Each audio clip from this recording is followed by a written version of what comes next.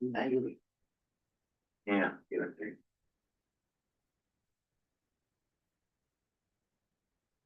I get to bang it? All right. Welcome, everybody, to the Denali Borough Assembly Public Hearing and Regular Meeting, November 12th, Anderson City Hall. So we'll start with the public hearing on ordinances number 2025 or 2505, 2511, 2512, 2513, 2514, and 2515. If anybody has any public comments on those ordinances, now would be a good time to speak up.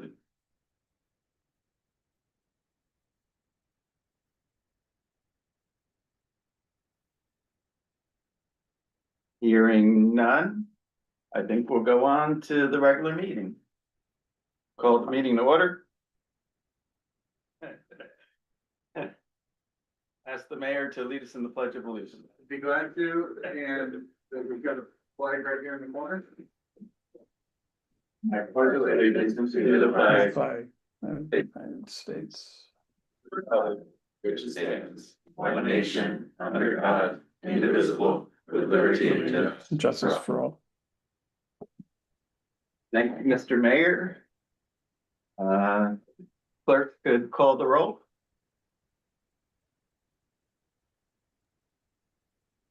Dominic Canelli, Here. Walt Warner, Here. Jeremy Stanfield, Here. David Alexander, Here. Richard Hammond, Here. Chris Zisbaum, Jared Zimmerman. We have a quorum. I would entertain a motion to excuse the missing assembly members. I'd like to make a motion to excuse our missing assembly members. I'll second that. All right, good.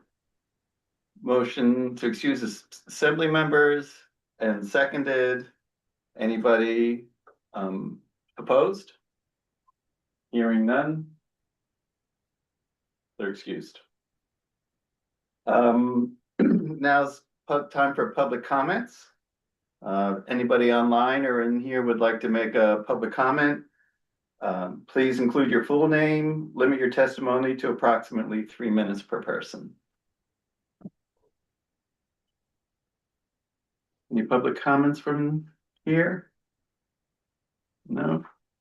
Any online?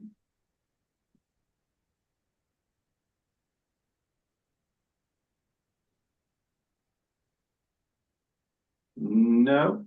So we'll move on to the election of the presiding officer pro tem.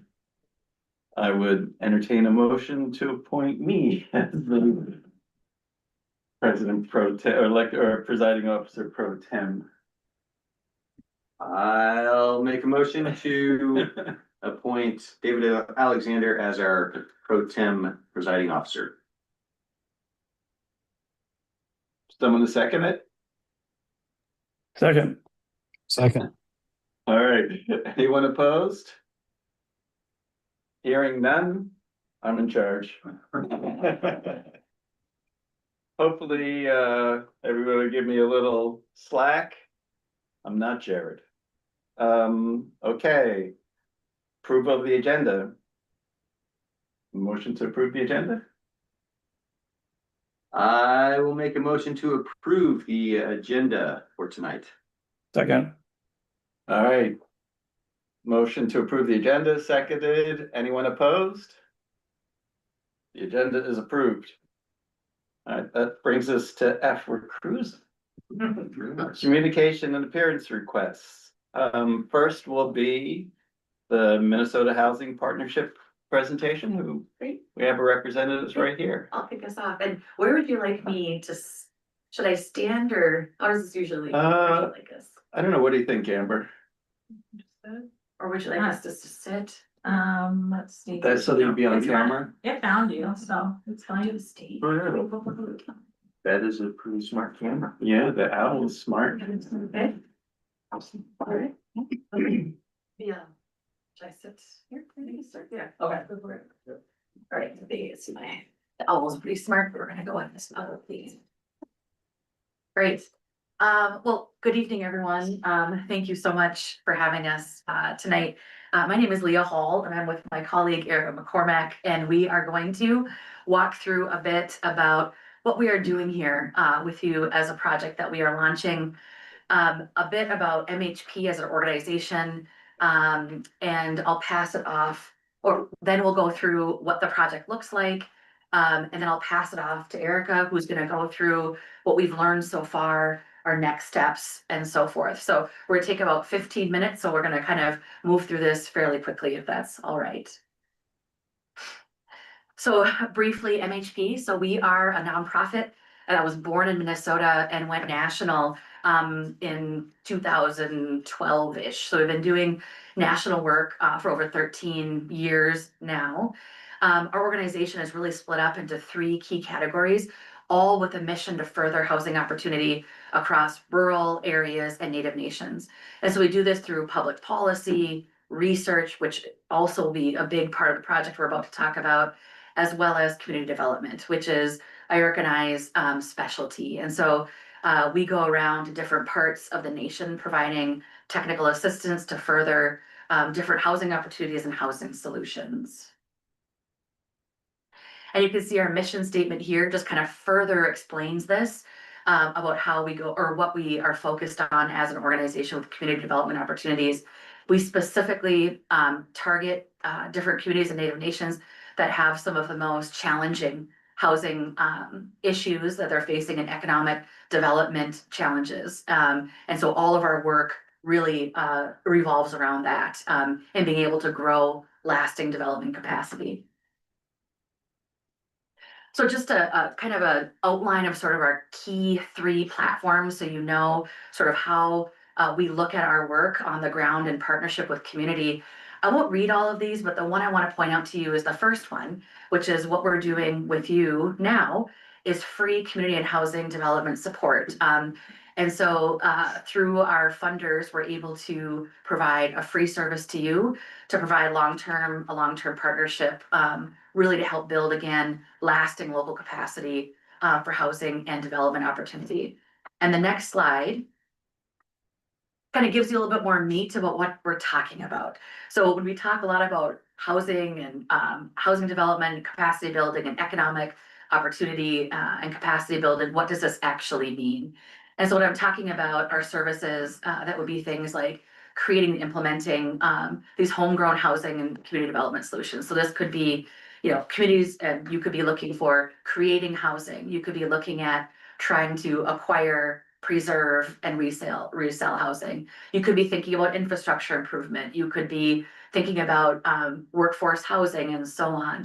So we try to look at sort of the whole ecosystem, if you will, with a community, and then help design those homegrown solutions.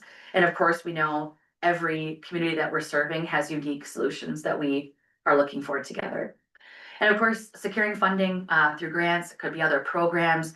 A lot of our staff, including Erica and myself, have decades of experience, not only being in the trenches, creating housing, whether it be single family or multifamily in rural communities, but then also securing sometimes complex financing, figuring out how to fund these things, these projects in a lasting way, and then helping communities also figure out how to continue to do ongoing management and compliance for these projects and programs that we might be launching.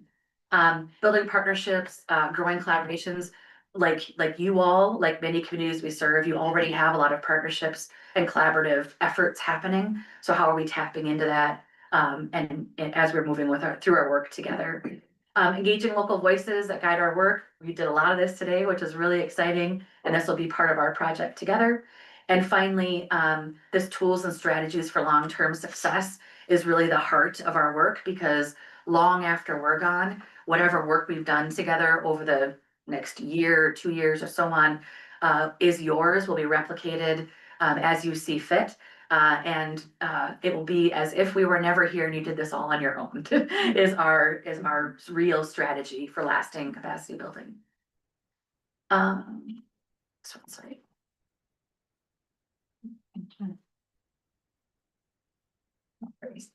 And I'll just keep this really brief, but I want to put into perspective how much we've done because I find this to be fairly helpful. So you kind of know who you're talking to. We have had the opportunity to serve over 160 communities in 20 states. And if you want to click on the next one, I like the next visual a little bit better. So all of this work has happened all over the 48 lower states. And then also we've had 2 great opportunities previous to meeting you here in Alaska. And so you can see those on the map. The one on the way top, we were serving Prince William Sound. So we've had a few projects, including this one now in the state, have had a lot of opportunity to collaborate and serve communities that are in very rural settings with a lot of unique challenges.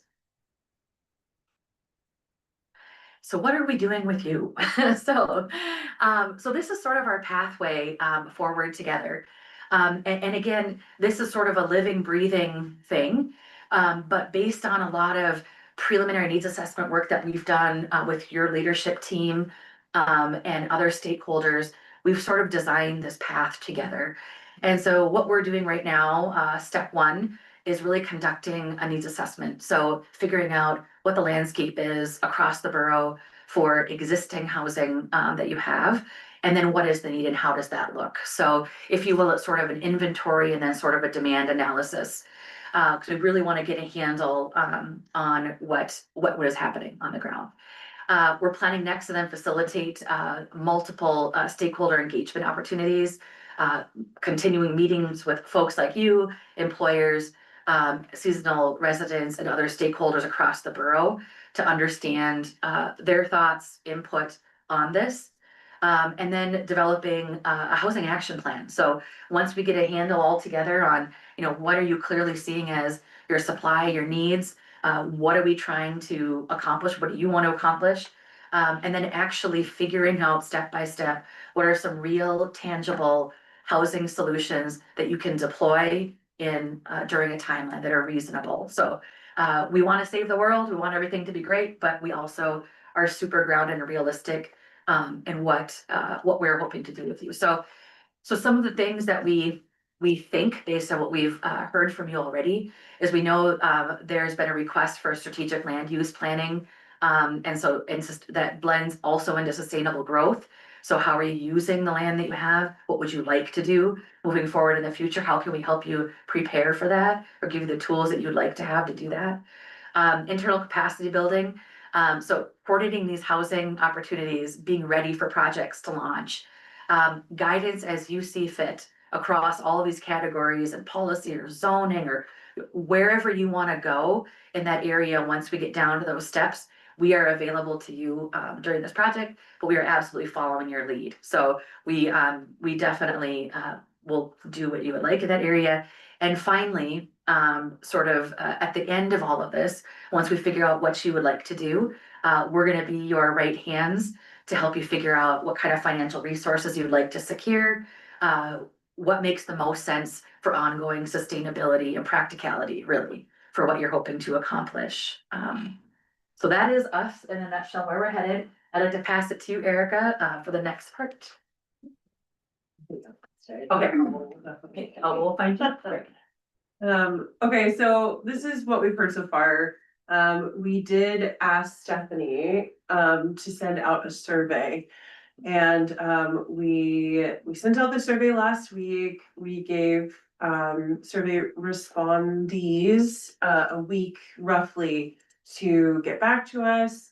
I'm gonna share what we heard, but also today we engaged in an interactive workshop with some members of your borough who also provided us a lot of feedback. And I will say that that feedback was very consistent with what we saw in the survey. And so basically, like we asked residents to share what housing feels like here day to day. What are the challenges? What are the things that you'd like to see? What are your hopes and dreams for housing in the borough? We did have 18 people respond. And it was like a lot of variation in where those folks were from. Basically it's just an early step. This is the very, very beginning to kind of mapping the housing needs in the borough. So, Jake's slide. So these are the things that were highlighted: high construction costs. Everyone mentioned that. Limited available housing stock, 90% of respondents. Short-term rentals reducing supply, 75%. Infrastructure or utility limitation, 60%. And here's some quotes, just standalone: too many homes used as short-term rentals. Even small units are too expensive to build. Next slide. Okay, so a big thing that was a theme for today as well is just how housing shortages equal the workforce shortages. Your housing and economics are very linked. All respondents described housing shortages as a major or critical barrier.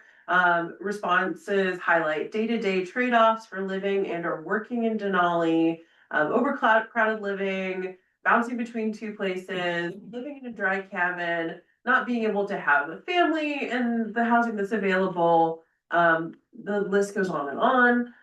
Impacts include education, healthcare, which was a big one, and local business continuity. Next slide. Another thing that came out of this survey was it's very clear that there's a very, very strong community identity. The core values were independence, self-reliance, connection to the land, and local problem solving. Potential strategies identified by respondents: release borough land for year-round housing, pursue state and federal funding for infrastructure, form public and private partnerships with employers, regulate short-term rentals to stabilize housing supply. Next slide. So that was what we've done so far. We have actually been working with Stephanie for quite a few months to kind of bring this together, to make this happen, make this trip that we've come out here to do as productive as possible. So that's just the very, the very beginning, first steps. So we're just listening, we're figuring out exactly what we need. We have a very robust needs assessment process just for this project alone.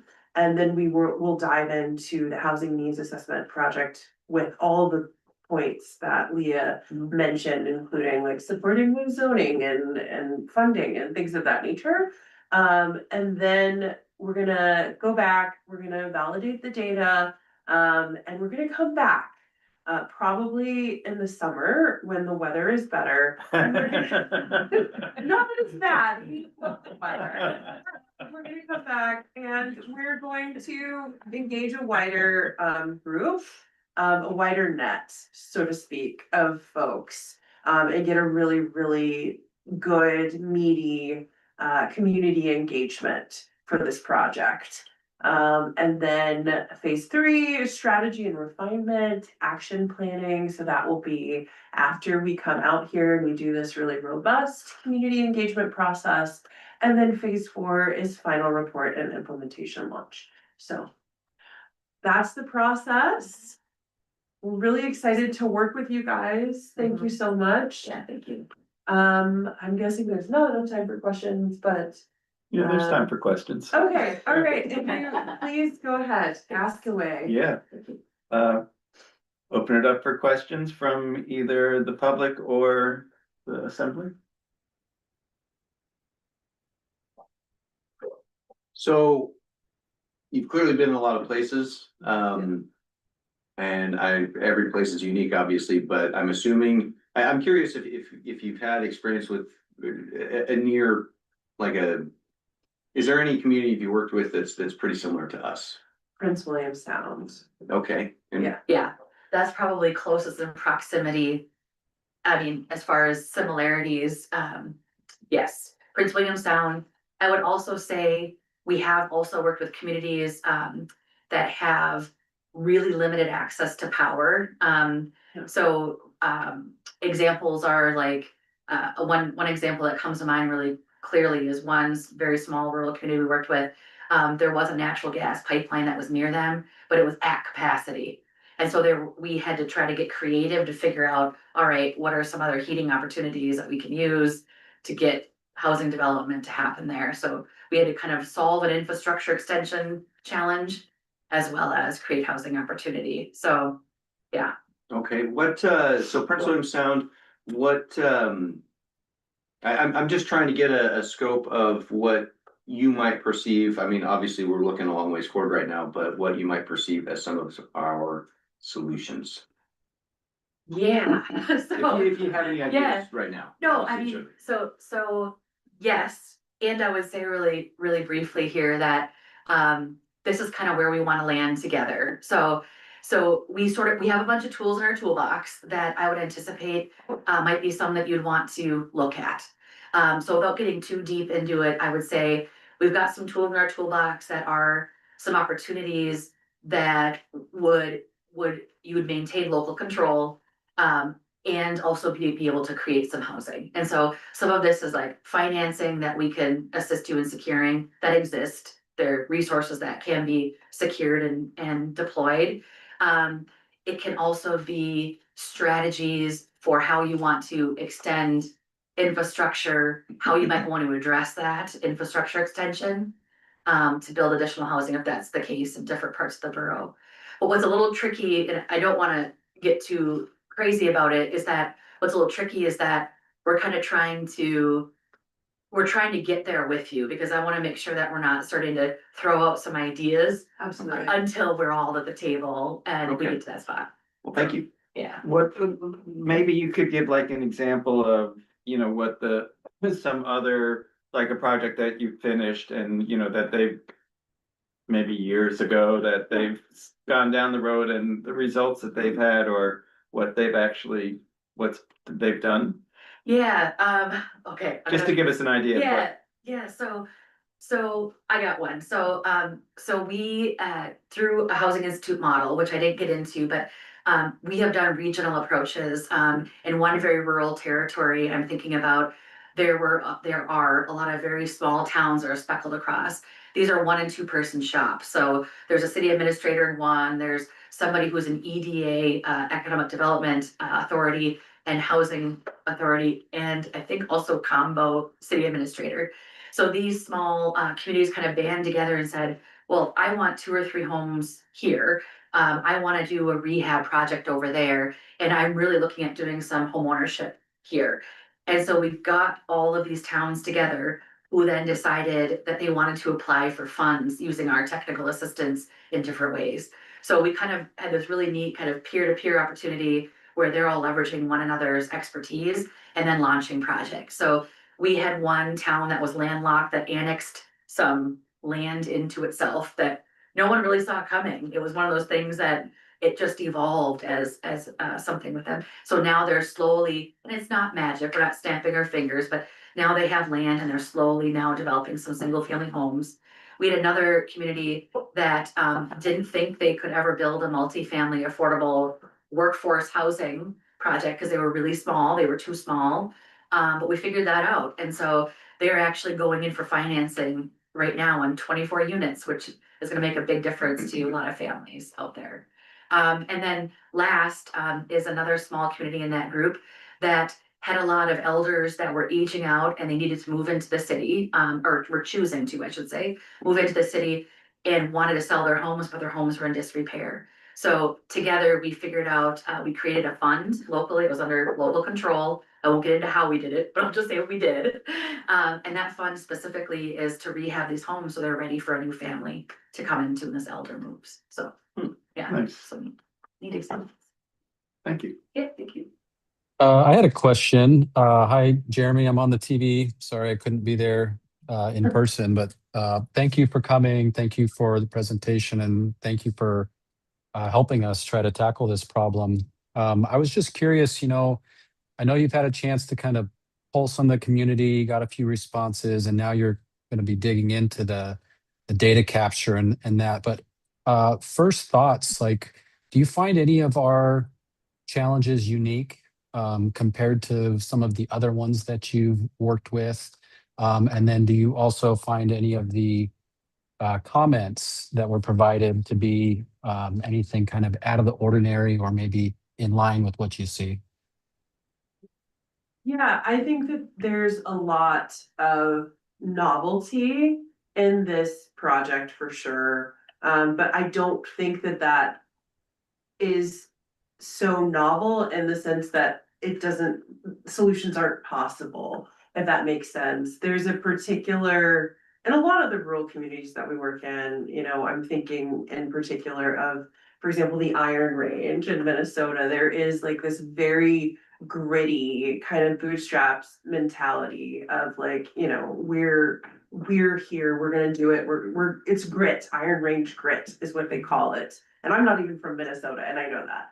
And, there's like a similar theme, but not in the same way at all in your community of people really deeply valuing freedom and, getting things done the Alaskan way, getting things done the Denali way. And that's very, very clear and has to be evident in the way that we find solutions for this. And what you were saying before, when you were talking about, okay, well, what are you guys gonna do? Like, how are you gonna do this?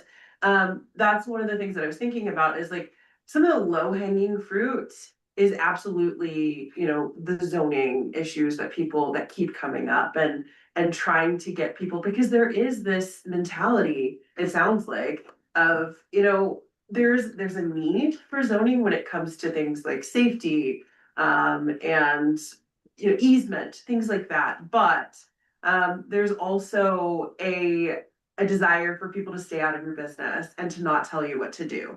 And that's very clear. So we have a process in-house of helping people sort of get public will. There's a science to it. This is actually evidence-based and it works all across the country.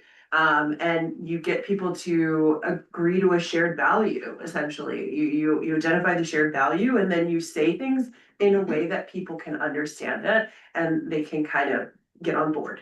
And so that's like a low hanging fruit of like, okay, well, how do we get everybody to buy in to this thing that seems to be a critical piece of your housing issues? And that's low hanging fruit, you know what I mean? So that's something that's a little bit easier for us to solve.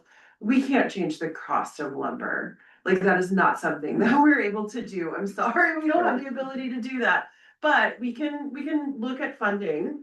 We can figure out new funding options. There's a really great program that Leah has been mentioning to a lot of folks since we've been here called this, it sounds crazy. It's called the self-help program. It's a USDA self-help program, which feels very appropriate for this community. Leah, do you want to just like mention that like really, Yeah, really in quickly? a super small nutshell, basically, it is an opportunity for, 3 or 4 families, it could be more, but let's say 3 or 4 families to band together. Funding is a construction loan that then converts into a permanent loan, mortgage. And so these 3 families work together to build 3 homes all together. Nobody moves in until the homes are built. And then all the families move in together. And these are super low interest construction loans that convert. And there's also some other financing that's available to essentially take the down payment off the table and try to make sure that ongoing mortgage is affordable. So, and you have a local project manager that supports these families. So it's one thing that a lot of very rural territories and Native nations will deploy because it's you doing your stuff. So it's really a nice solution for a lot of places. So to answer your question, Jeremy, yes, like there's a lot of things that are unique about your community. I don't think that they're so unique that you can't like make decisions or a plan to solve these issues. Does that make any sense? For sure. Yeah. Thank you for that. I'm sure that there are a lot of similarities and we, are unique, but I was just curious if anything kind of stood out as like, we've never dealt with that part before, but Yeah. thank you for the explanation. I appreciate it. Thank you. Any other questions? Anything online? No? Dave, can I add something? Mhm. Just as some context for the assembly. We first looked at Minnesota Housing Partnership, Vanessa Juzak, the former executive director of the Denali Community Foundation, had found the Prince William Sound housing needs assessment online, and we had looked at that and the work that the MHP or Minnesota Housing Partnership had done with Prince William Sound. And then we reached out and we found out more about this technical assistance opportunity. We also, at the same time, we're looking at bids from contractors to do a housing needs assessment. Those came in around $80,000 to $85,000. And so this is, a technical assistance, which they mentioned is free to us. And so it seemed like a great solution for us. And then I think if you're interested in how Valdez has worked with Minnesota Housing Partnership in order to come up with community focused solutions that are unique to their community. There's some really great examples. I think that they've redone some of their zoning. I think they're also working on a subdivision development. I think I did not make that up. And then they also have an incentive program, I think it might be again, I don't think I'm making this up. It's a $10,000 incentive if you build a home and then for 5 years, it stays within use for local residential use and you don't Airbnb it out or. Yes. So, those were some of the things that impressed me, like, okay, there was a housing needs assessment done, and then the city of Valdez took action. I think they might have also redone something, maybe not just zoning, but building codes as well. We don't have those, so I mean, that's a solution that doesn't apply, to the Denali Borough, but I think that we can come up with similar ideas for some of those small wins and ways that we might see. Nice, thank you. No further questions. Thank you very much for coming in and thanks for the presentation. Thanks for working with us. Thank you. It sounds like it's gonna be kind of exciting. It will be. Yeah. Very Nice. excited to work with you guys. Very It's a very, Good. very special community you guys have. Yes, thank you. Thank Nice to meet you. Thank you. Great. They're on East Coast time zone, so. Yes, Yeah. that's fine. They've got the whole action tour tomorrow. Stay safe on the way back. It's cold out there. Yes, thanks a lot. All right. Now we'll move on in the communication appearance requests. I had spoken to, so last week there were a number of electrical outages in the area between McKinley Village and Cantwell. And so I reached out to the GVEA and luckily we have Representative Nathan Minima is the COO of GVEA, and he's going to give us a little presentation and talk and answer questions. Awesome. Thanks for the intro. Just want to make sure the audio is coming through okay. Yep, sounds good. Awesome. Yeah. So, yeah, just as you said, David, we've also been aware of those outages. Talking with our CEO, just wanted to kind of put together a few quick PowerPoint slides, just highlighting what we've seen from the Golden Valley side and some steps we're looking at taking to try to address some of those outages and just the increase in the beetle-killed spruce coming up. So I'm going to quick do a screen share here.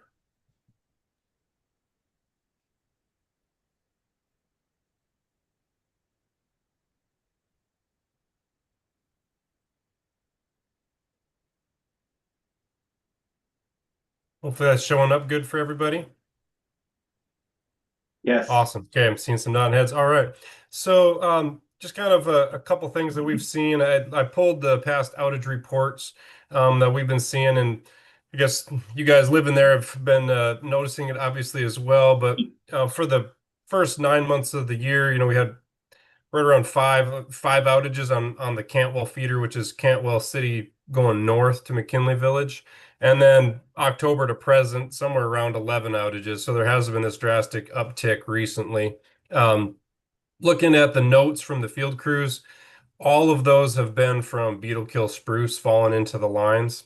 So we're seeing, as you're realizing, that a lot of those trees that have been dead for some time are reaching that point where they're starting to fail.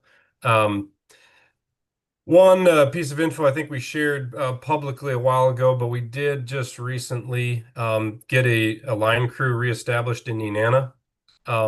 One journeyman is living there now, and we're getting the second to join him. A lot of the outage response requires, 2-man crews, so we're happy that we'll be able to have a crew that's, at least say an hour and a half closer to Cantwell. So hopefully you'll see some reflective response times just in outages in general. So wanted to highlight that. As we look at easements when we're doing clearing, one thing is that, the easement permissions and the details for utility access can really vary property to property. One thing we're pretty familiar with, and it's, I'd say, the common in easement language, is that there is permissions in there for us to reach outside of the standard 30-foot public utility easement to remove, quote unquote, what's called danger trees or hazard trees. So, most common, like around Fairbanks, might be where you've got a large dead aspen tree, right? That's kind of set back outside the public utility easement. It's not something we would normally clear, but those trees, we can go off the utility easement and take that tree that's in danger of contacting the line. So that can exist in easement and property, easement, public utility easement language, not all the time, but I'd say it's the most common. However, obviously in this situation, there's so many hazard trees because all the trees along the edge of the easement are dead, that it's going to be a little bit out of our normal for just normal danger tree removal, where a hand crew would go in and just take that one isolated danger tree. Now we're dealing with the likelihood of just numerous trees that would need to be removed and require more of a mechanical clearing approach. One thing we wanted to highlight, like if you are a Golden Valley member that's adjacent to primary lines or, and the highway, or you're a landowner that, doesn't have a Golden Valley electric service meter, you're not a member, but you're a property owner, we'd really like to hear from you. You can contact us at ops@gva.com or by our normal 452-1151 number, and I listed our direct extension to operations so that you can get right to our operations staff. And if you're not reaching out, we will be reaching out to you. We're going to try to attack this certain area. I'll show you a map where we're trying to highlight some clearing and focusing on that out of easement clearing. So as I mentioned previously there, we're having to take kind of a new approach to this with so many trees outside of easement that are going to need to be removed. So we're trying to come up with the best clearing method. Some things we're considering is we have tracked aerial saws that would let us, probably the fastest approach, and that we can go down the power line easement and we can remove the tops of trees that are in danger of reaching the power line. So if they do fail, they would not contact the line. We're also in discussions talking with DOT on the ability to possibly fully remove and mulch any places where we've got a thin strip of dead trees between the highway and the utility and the power line utility easement. So oftentimes, you'll see that thin, I'd say, say a 10-foot wide strip of trees that's between the highway and the power line. Might be able to work with DOT on doing more of a full removal instead of just tree topping in those areas. And then due to just the sheer volume, the volume of trees and tops that would be to remove, just kind of looking at ways of how we're going to deal with the debris that's created, the limbs, chips, the stems that are left. How do we address that so we're not leaving fire hazards behind us as we're clearing? I wanted to mention, probably because there's probably those on the call that were actually involved in this and supportive of it, but in the spring of this year, we applied for this Community Wildfire Defense Grant with the support of some staff at Denali Borough, so appreciate that. But basically, what that grant was looking to do is just what we're going to be trying to approach right now is creation of this like shaded fuel break. That shaded fuel break is really just a thinning of hazard trees, danger trees that are outside utility easement, kind of creating that more spaced environment around either side where you're taking out those sick, damaged, deadly trees, and this more of a spacious area around the line. The point being trying to address that wildfire risk. And, the past few years with the Bear Creek fire, and then I don't think, was it the Bison Gulch, the fire right by McKinley Village there. It was 2 years ago, where we've had numerous fires in those areas, and we're trying to get ahead of it through some of these efforts. This type of clearing is outside of our norm. We're used to just mulching our 30-foot utility easement, so it's a huge cost increase to us. And so we're really trying to pursue these grant opportunities so that we can help offset those costs. We are planning on reapplying in 2026. We got some feedback from the grant, those that rank our applications. So we fully anticipate reapplying in 2026. That grant was to not just address the Cantwell area, but also all the way up into Healy, take this approach of outside easement clearing. So once again, just thank you for your support on that application, and look forward to partnering with you in that again. Two just quick maps kind of showing where we are hoping to highlight. Basically from, Cantwell, main intersection, I guess, if you will, with the Denali Highway, kind of showing more the northern route here. So we wanted to go up to the Nenana River crossing here at around milepost 215, a little north of 215. So going from that river crossing south back to Cantwell is the area we're going to try to be focused on. That's where we've had all the outages that you've seen increasing recently have been in this area. The type of clearing and methods that we'll be using in this area, we fully expect we'll probably have to be moving north after that, but we're going to try to attack this area first.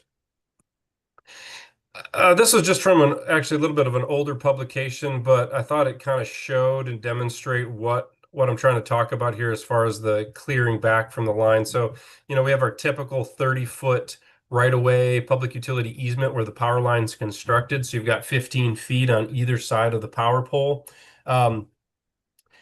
The graphic here was for kind of giving guidance for members planting different types of species trees near the power line. So kind of a guidance for them doing that. But you can kind of see with those 45-degree angles going back from the power line, and the danger tree highlights there is all those trees that are tall enough to contact the power line that are currently dead or dying. Those would be the trees that will be targeted through these clearing efforts. So once again, just want to kind of go back to the main point there. We're cognizant of the increased outages that you're experiencing. Really going to be focusing on reaching out to members along this route, as well as DOT, state agencies, OTNA. We've already reached out with OTNA and been in correspondence with some of their representatives. Really, we're trying to get permissions and get notifications out to everybody that will be coming through and explaining the type of clearing we're doing to try to get ahead of these outages. So we recognize the inconvenience those outages are causing, try to get ahead of it now, especially before, next summer season where, these trees would be causing outages, but also likely a fire. So trying to take advantage of the situation right now and do some aggressive clearing as described. So yeah, let me know if you have any questions. Happy to take any questions or comments you may have. Yeah, what do you see as the time frame for doing this clearing? And is this something that's starting right away, or is this winter? Yes, we are. Yeah, thank you. Yeah, we're currently, talking with OTNA and DOT. So it'll be key to get their buy-in and understanding and a blessing, if you will, on our scope of work that we're going to try to do. If we can get that arranged and then get the several landowners, private landowners, and members that are along that route, we really want to get green light from everybody. And then I don't want to commit to a time of when we might be on the ground. We're currently have crews down in Delta, but we're talking about in the next week or two as we're wrapping up, this would be our next priority. Okay, so this would be something that would start like this winter. Yes, correct. Good. I was wondering, like, for other long-term solutions, the connection from the north going down and through the park, is that being looked at, and where we stand with that? Yeah, we do have an approved project in next year's budget. Really, and I believe, just want to highlight or clarify, you're referencing like a potential tie line between the park entrance and Grizzly Bear Lodge there, Denali Lodge.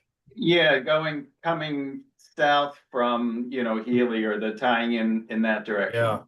Yeah, okay, yep, we're talking about the same thing. Yeah, so we have that 7 mile gap right now, which is the between the Cantwell, the northern end of the Cantwell feeder and the southern end of the Healy feeder, about 7 miles. And it's been something we've been wanting to do for some time because it would, when we have breaks in the line or, the issues that were accounted during the fire, where you could have prolonged outages, it would be really good for us from a reliability perspective. We're currently working with a third-party consultant that's helping us move through all the permitting process that the Park Service wants to see. So we have a permit application we're preparing to submit to the Park Service to gain permission easement access through that corridor. It's all within the park. Typically we construct within the DOT right away, but we need to get through the park permit application, and it's fairly exhaustive process. So but we've kicked that off, and so we've got the funding to pursue all the permitting and such. The construction costs could vary depending on what type of permit we get from the park. If it needs to be underground conductor, the price could be 6, 7 times more than if it's overhead. So financing will be the next challenge. But we've heard, I've been working, with Chris and, others at the borough on this, and we've received support from a lot of businesses, letters of support from a lot of businesses in the tourism industry there. So I hope to be able to use all those supporting entities and maybe pursue some other funding opportunities to try to offset the costs or do some cost sharing, with the state, businesses and such. Good, thank you.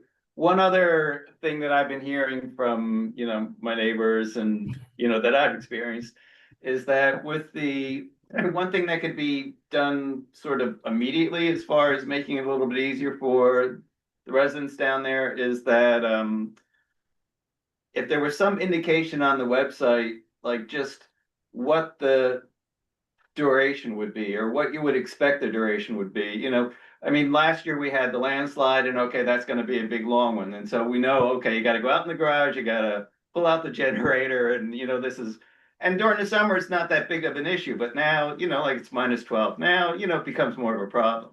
So Yeah. if there was just some way for us to look at that website and say, oh, well, this is, another tree down, and generally this is like 3 or 4 hours, and so I can stay in bed and not have to worry about getting up and putting on my stuff and going out and getting the generator.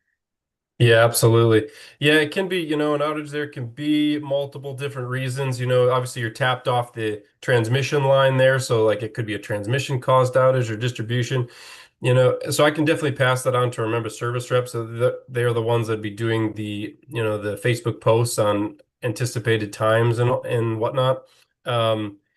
If it's after hours and, the power goes out and it stays out for a few minutes, it's likely a line crew that is responding. And should be a little bit faster with having that crew in Nenana. So you could expect, typically that 3 hour time frame by the time a crew gets in and gets the trucks and gets down there. And, depending on the amount of damage, it could be, if it's a shorter or longer repair, if they're just cutting a tree out of the line and turning it back on, it could be fast. But I'll definitely share that info so we can try to, to the extent possible, share expected durations. Great, thank you. That would be very helpful as a short term mitigation to some of the issues. One other thing I just wanted to mention, I think we heard it from a couple people that were calling in, is if you're seeing your lights like really like kind of extreme flickering and things before the power goes totally out, with these really dry spruce trees, they can fall into the line and they can actually not cause an immediate outage. But because it's really dry, you'll have what we call like a high resistance fault. So it's not a type of fault that causes an immediate outage where you have a line going into contact with the ground. It's sitting there and it's, I don't want to say cooking a little bit, but basically that's what's happening. And so that flickering lights is because of the nature of how dry these trees are. If they were falling over in a rainstorm in the summertime, you wouldn't see those flickering lights, but the trees are so dry, no moisture right now. What causes that flickering that you may see right around before, right before your lights go out totally. Just wanted to highlight that. Okay, thank you. Anyone else have any questions? Are there any questions from the public? Do we see? Oh, we have one here. Well, I'm Don Blah, I live on Kobe Road. I want to compliment that crew out of Nenana. I flagged them down. And, I've had Golden Valley before with trees. We were in the 22 fire. They blow over every time we get a wind. And I asked Golden Valley to get them out of there. You want me to push them over? I don't think I should be doing that. And these Nenana guys, they were back in an hour and they had them all knocked down before I do it. So, yeah, I want to compliment them guys. Thank you. I'll definitely pass that on. No, I'm really excited. We recently established a two-man crew in Delta and now a two-man crew in Nenana. So I'm really excited that we've got that footprint of Golden Valley staff outside the, the Fairbanks Bowl, so we can better support those outlying communities. So thank you. I'll definitely share that with the guys. And the crews are on like a 24-hour on-call situation? Yep, any 24/7, if anything's happening, the Nenana guys get the calls first for anything Nenana South. Great. Maybe, hey Nathan, this is Chris here with the borough. One, maybe a comment more than a question, but thanks for the presentation. Thanks for coming and speaking to these outages. As you mentioned, as if and when you start doing this line clearing work, that it sounds like there is going to be quite a bit of slash produced. We've been collecting, we've run a Firewise, brush drop off area down in Cantwell and then in Healy and up in Anderson for years now. And so we're interested in working with you. I think Atna likely is to try to find a space for homeowners, depending on who can move that brush. Obviously, if you all can take care of it or get it, to at least a collection point, we'd like to be a part of helping get that out of the, off private property if they don't want it, basically. Awesome. Okay. Should we reach out directly to you on that, Chris, on coordinating it once we're getting ready to roll? I'd say reach out to Forestry. Okay. I'll get our right-of-way maintenance planners directly in touch with Forest so that they can get that information from them. Yeah, thank you. Yeah, we'll do. Great. Any other questions? For the trees that you will be clearing, is it well, I guess that's all gonna be on either Atna or private land, so firewood is probably gonna be dealt with by the property owners, so I guess that's not gonna be a public resource.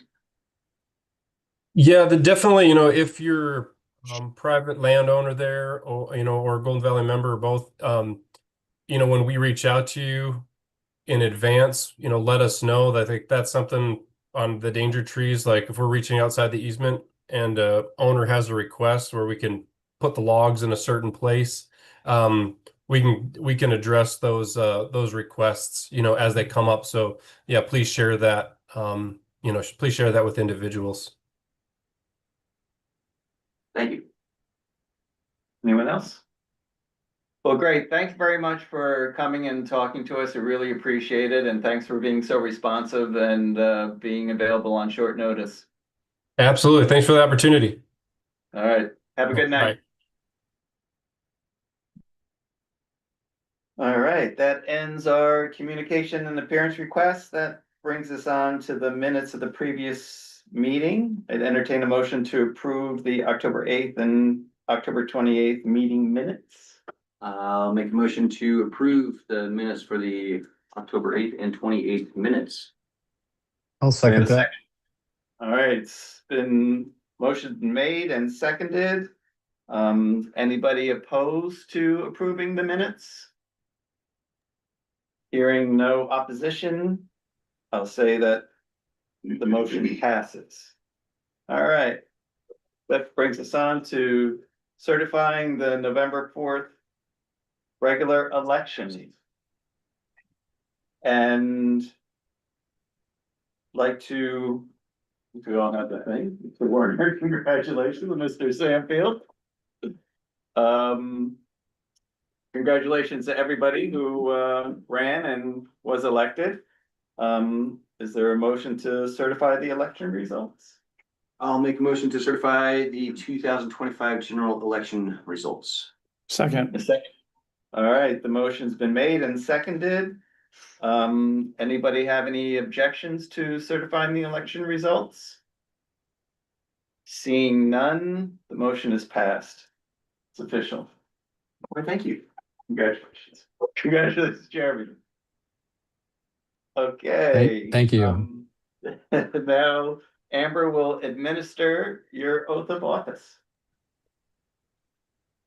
Okay, so what you're gonna be doing is you're gonna affirm or swear, whichever word you prefer. I'll read it out loud and at the end, I'll just have both of you respond, okay? So you're gonna say, I, insert your own name. Do solemnly swear or affirm that I will support the constitutions and laws of the United States and the state of Alaska and the laws and ordinances of the Denali Borough, and that I will honestly, faithfully, and impartially discharge my duties to the best of my ability. Walt Warner, do you affirm that? I do. Jeremy? I affirm. Thank you both and congratulations. And Jeremy, I'll have yours to sign at a future meeting and Walt, I've got yours here. You can sign before you leave. Okay, thank you. Great. Thank you. Thanks, guys. Congratulations. Okay, that brings us to our reports. Do we have any partner reports today? I don't see any, so then we come to the school district report. And Superintendent Polta is not available, but he has submitted a written report that's available online for everybody to see. Yes. So then we'll go to our finance report, and there's no report available at the time. That will be addressed in the next issue. So we'll skip that one and go to the mayor's report. Thank you, Mr. Alexander. Good evening, everybody. Just in the nick of time, I have paper copies here in the office and my report will be uploaded to the packet after the meeting. Or maybe tomorrow. So I'll go through this report and just verbally highlight a few of my written comments here. I wanted to start with finance, quick finance update that would not be on your normally scheduled finance report, just some highlights from first quarter fiscal year 2026 tax revenue. So we've got from July through September, overnight accommodations tax was up 10.2% over the same period from last year. So this is the the second half of our summer, basically revenue up 10%, which exceeded budgeted quarter amounts by $192,000. So that's good news. There's, I think we've talked about this before, but we don't really have the level of granularity to understand is that higher occupancy rates, increase to room rates, or overall higher visitation more.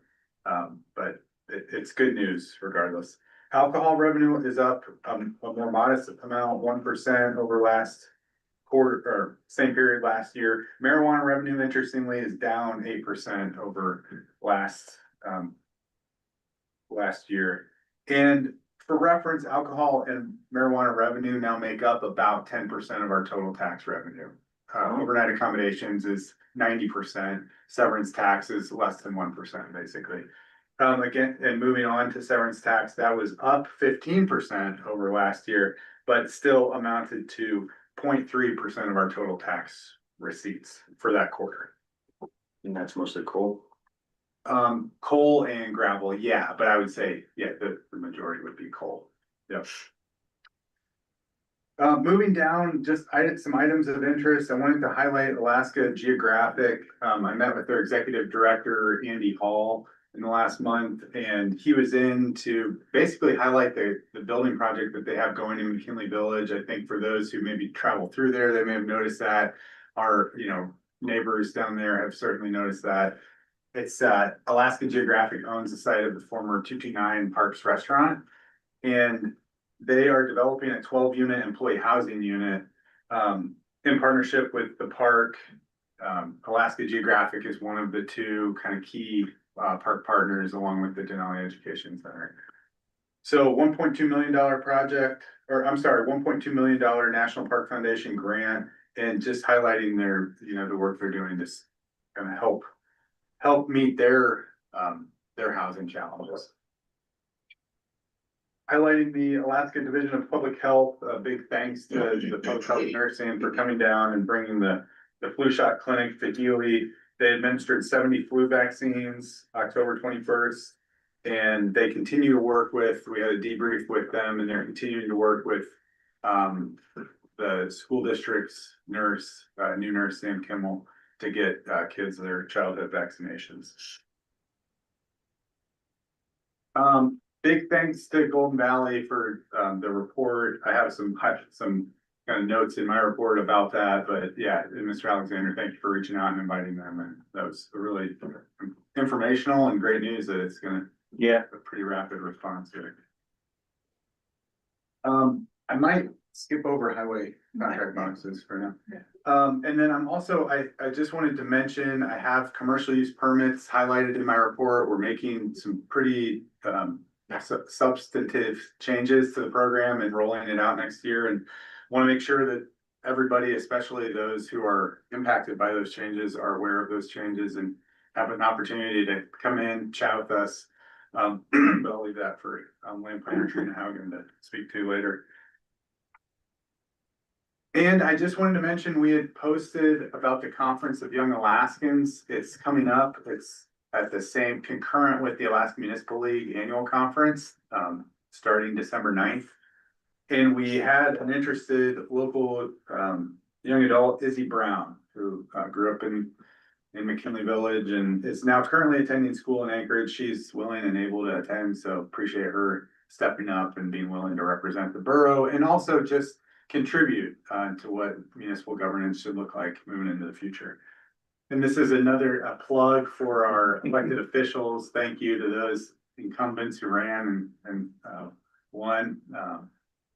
If you have the availability, please reach out if you're interested and able to go to the AML annual conference. Same with our appointed officials, planning commissioners, City of Anderson council members have been in touch with Mayor Greevy, and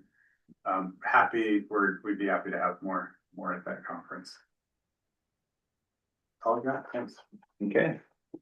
Do we want to make a planning committee report? Well, I sure appreciate the offer, and I think truthfully, we're to bi-monthly meetings, and I know you all had your meeting last month where the mayor helped us deliver a update on what we're up to, so I would just lean back on the mayor and staff and leave it to them to discuss. Happy to be here today. I saw there's a lot of topics that are relevant to our committee, and definitely a lot of attention, a lot of work coming soon, so looking forward to it. Okay.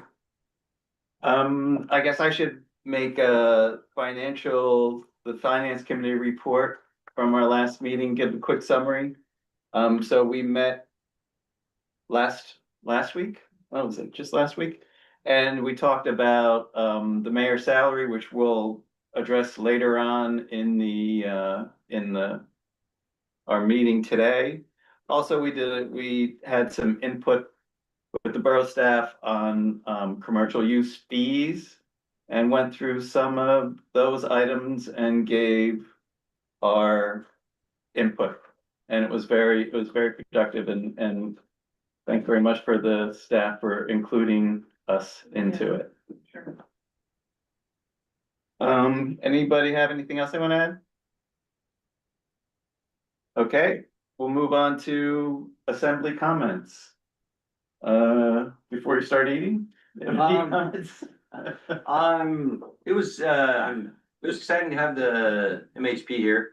I'm excited to see what they come up with and what options become available through their expertise and help. Thanks to everybody who re-elected me. I'll try and be proactive and get some things done this term, but that's all I've got really.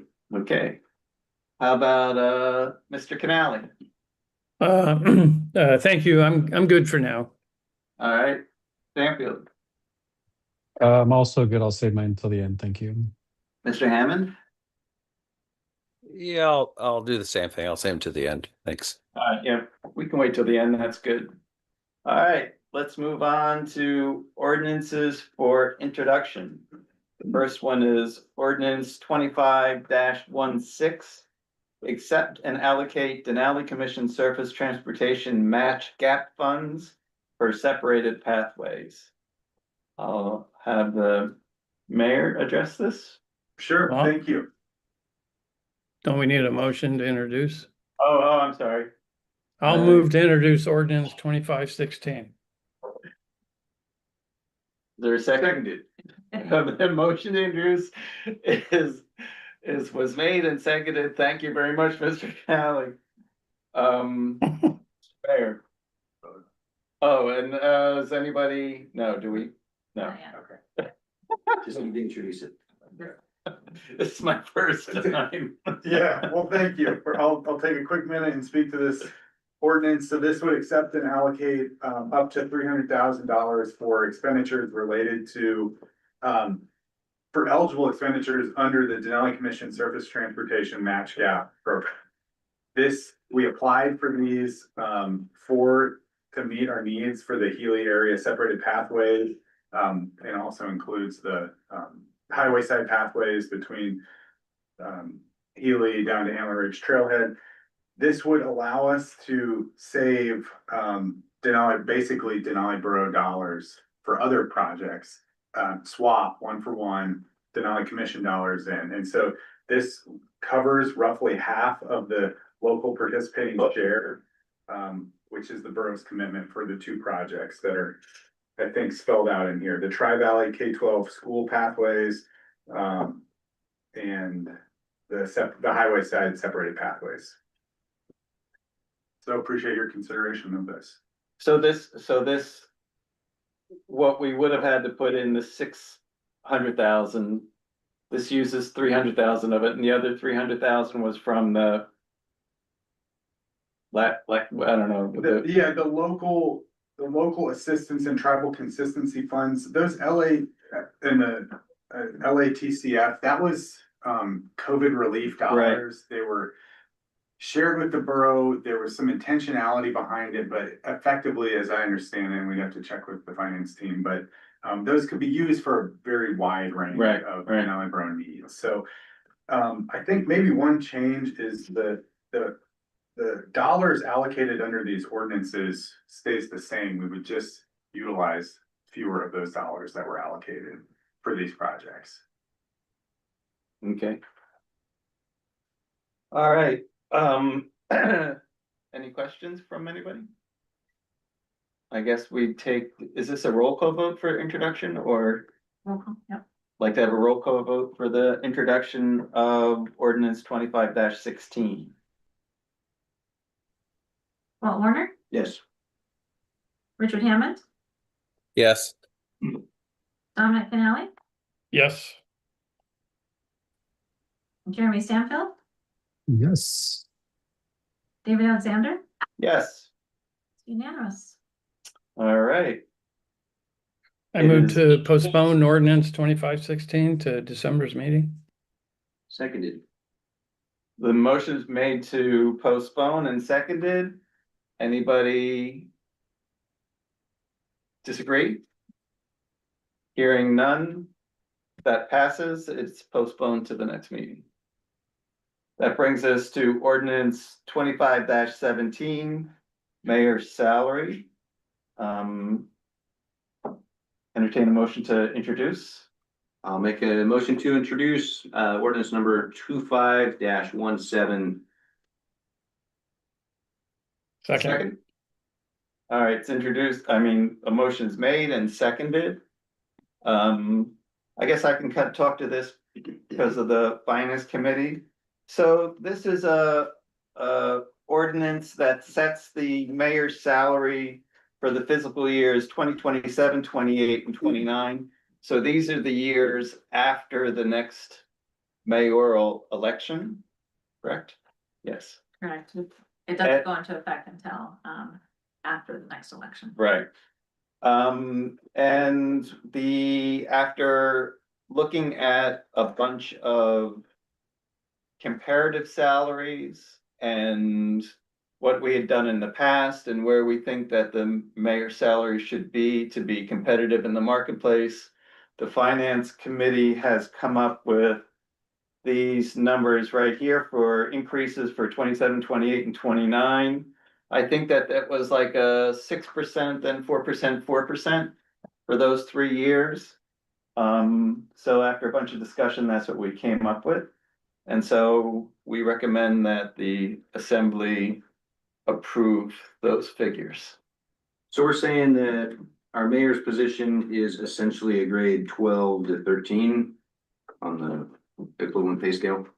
Well, see, but that's like, Salary. if you're looking at this with the park service.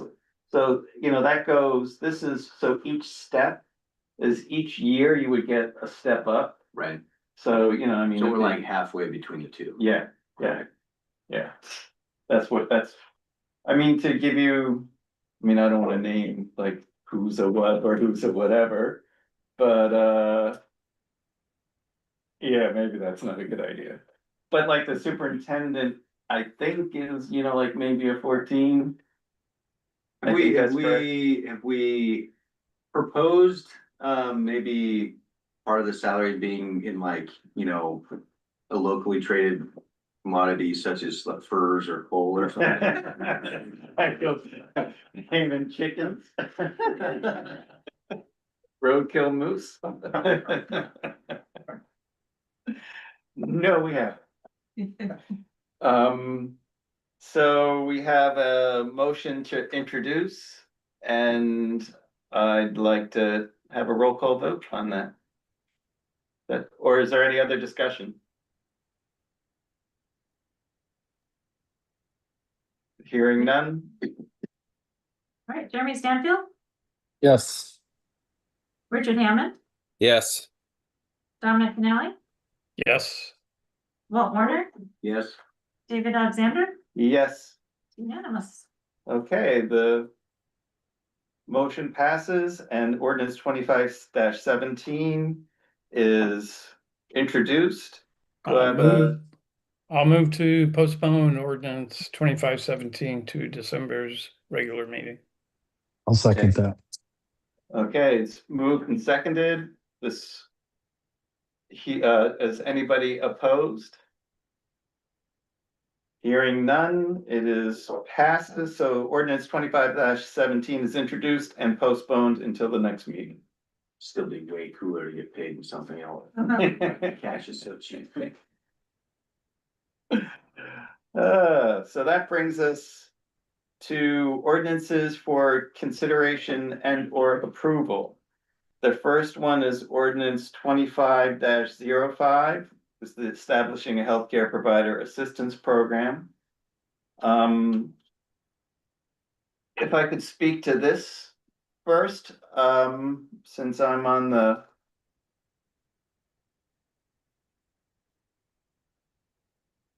proposed ordinance. What I was thinking that we could do tonight is our attorney has made some changes on the ordinance as it was written. What I'd like to do is, can I make motions? Myself? You could entertain. Okay, I can entertain a motion. What I'd like to do is entertain a motion to, well, we'll get to that part yet, but to amend this ordinance and then postpone it until the next meeting, where we would have a nice clean version of it, and also the full assembly would be here. And I think it'd be better to just, on an ordinance such as this, to have the entire assembly be part of the whole discussion. So if that's good for you guys, do I hear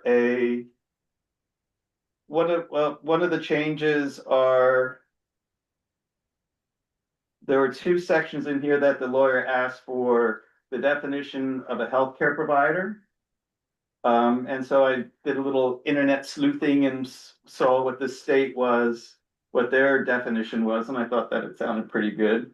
So I was gonna put in there, a person who is licensed, certified, or otherwise or authorized by the state of Alaska to administer healthcare in the course of business or practice of a profession. So that would be under this add healthcare provider means. So essentially what it's saying is that the healthcare provider for us would be someone who's authorized by the state either through license or certificate to provide a service, healthcare service. And are we wanting, okay, are we just gonna be full on discussion here? So, are we wanting that to be just a blanket open to anything from, you know, I don't know, what do you, I think it's like, what do we consider healthcare? Well, it's what they consider, right? And so they have these certificates or where you have to get licensed through the state. So you have to get a license.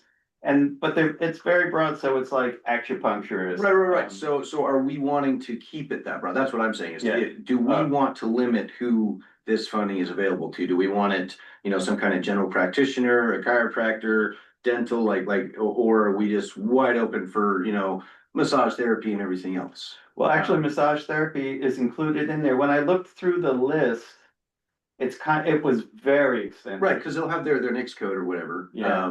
So I mean, I think that this Which will have would probably hundreds include most anything that we could think of.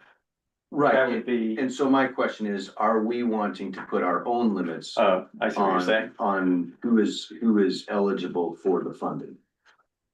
Like that's I haven't, well, I have thought about it, I'm just not sure. Well, I mean, part of when this program comes up, you know, it'll be up to the assembly to accept or not accept their application. If they come and say, okay, I'm a licensed acupuncturist. If for some reason we decide that the borough wouldn't benefit from a acupuncturist, well, wouldn't have to approve the loan. Right. So I think that this ensures that it ensures that the state has deemed it to be an actual profession, a healthcare profession, and that they are licensed for the state. And then just leave it to our discretion. Yeah, that was my idea there. Does that sound? Yeah, I agree. I think that's good. I mean, we're just looking to define the healthcare provider. It's a term used throughout here, and you know, I agree. Just a broad definition, and that one from the state, you know, level, I think sounds fine, and agree that we could further narrow down the scope during that application process if need be. Okay, good. The other thing that the lawyer's version left open was under E, number 3, where they have applications must be submitted to whom was the question. So I'm proposing that we put in there, applications must be submitted to the borough staff for consideration by the assembly. And so the person would just submit their application to a member of the borough staff, which would then be considered by the assembly. And, you know, that's kind of straightforward, I guess, I think. Does that seem acceptable?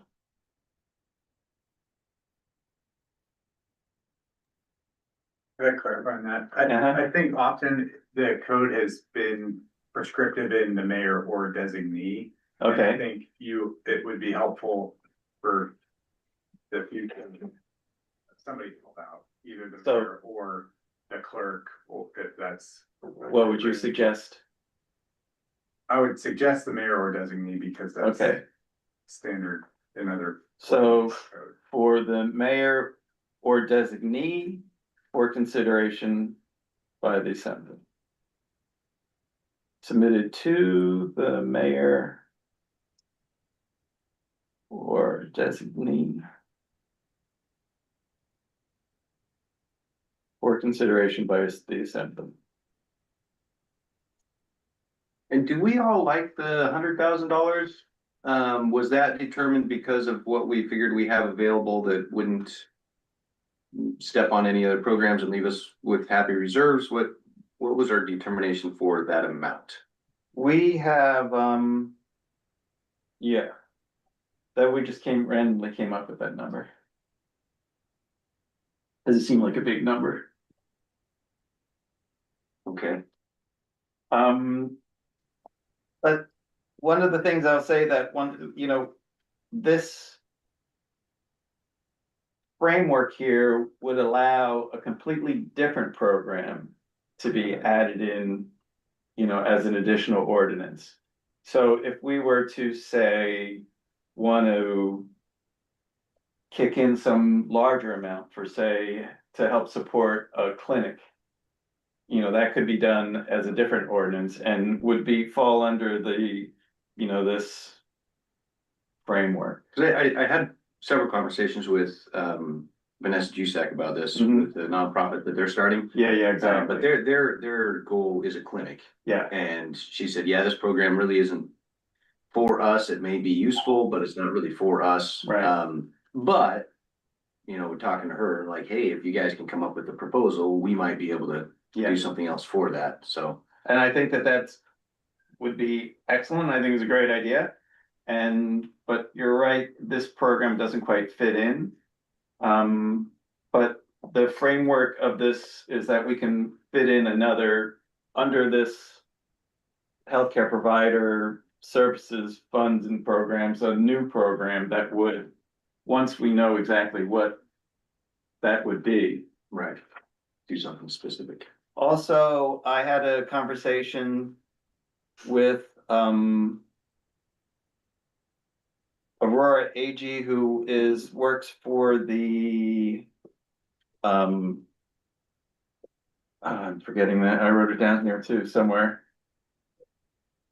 She works for the Alaska Small Business Development Center at the UAA Business Center, and we had talked to her in a conference call with the mayor's staff, and I talked to her last week in more detail.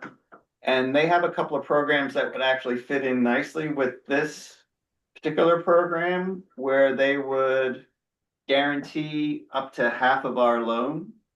So they would either, if say we lend out $100,000, they would put $50,000 into a CD for the length of the loan. And if for some reason the loan were to default, that $50,000 would pay off half the loan. They also have another program where they would essentially buy into the loan and would double the amount that we would be available to offer. So if we were to offer $100,000, they would put in $100,000, and so it would become $200,000. Both of those programs could just be adapted into this by the borough staff. Really isn't necessary to be within the ordinance, but would be doing a lot to offset our potential responsibility. And the actual application process is 2 pages and would take like maybe 20 minutes.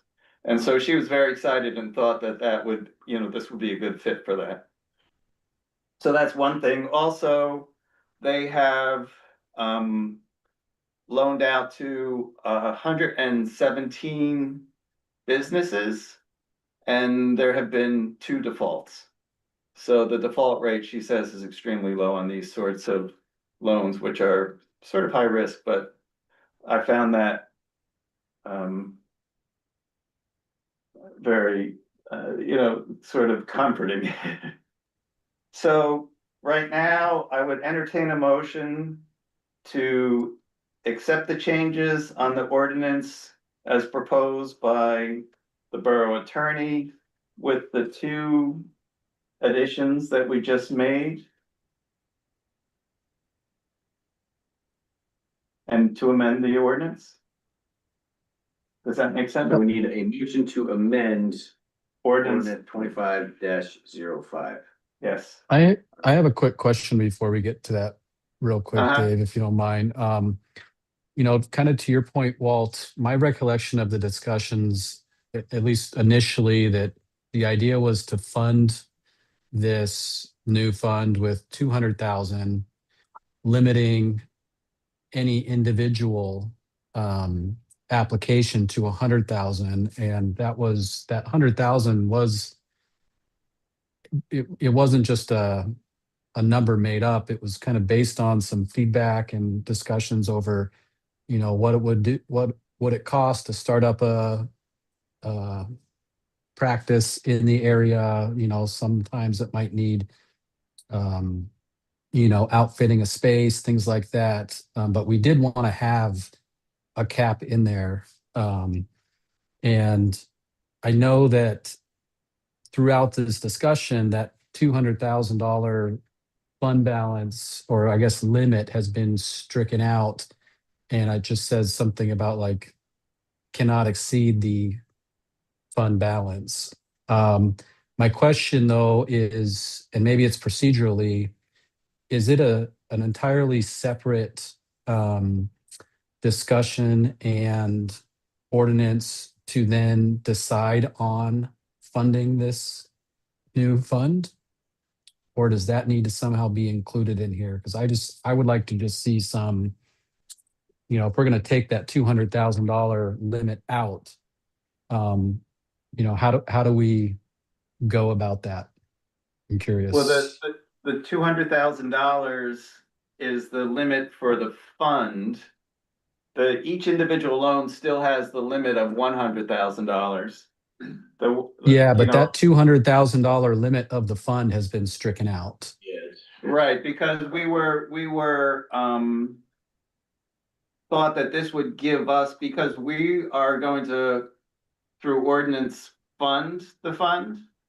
So Okay, so that's my question. This ordinance would establish a fund. It would take separate discussion to then choose how much to allocate to that fund. Correct. Okay. And that would be to the assembly's discretion. So it allows to do more if the world was wonderful and we had 5 different providers that wanted to open up healthcare practices in the borough, it would allow us to be able to do it.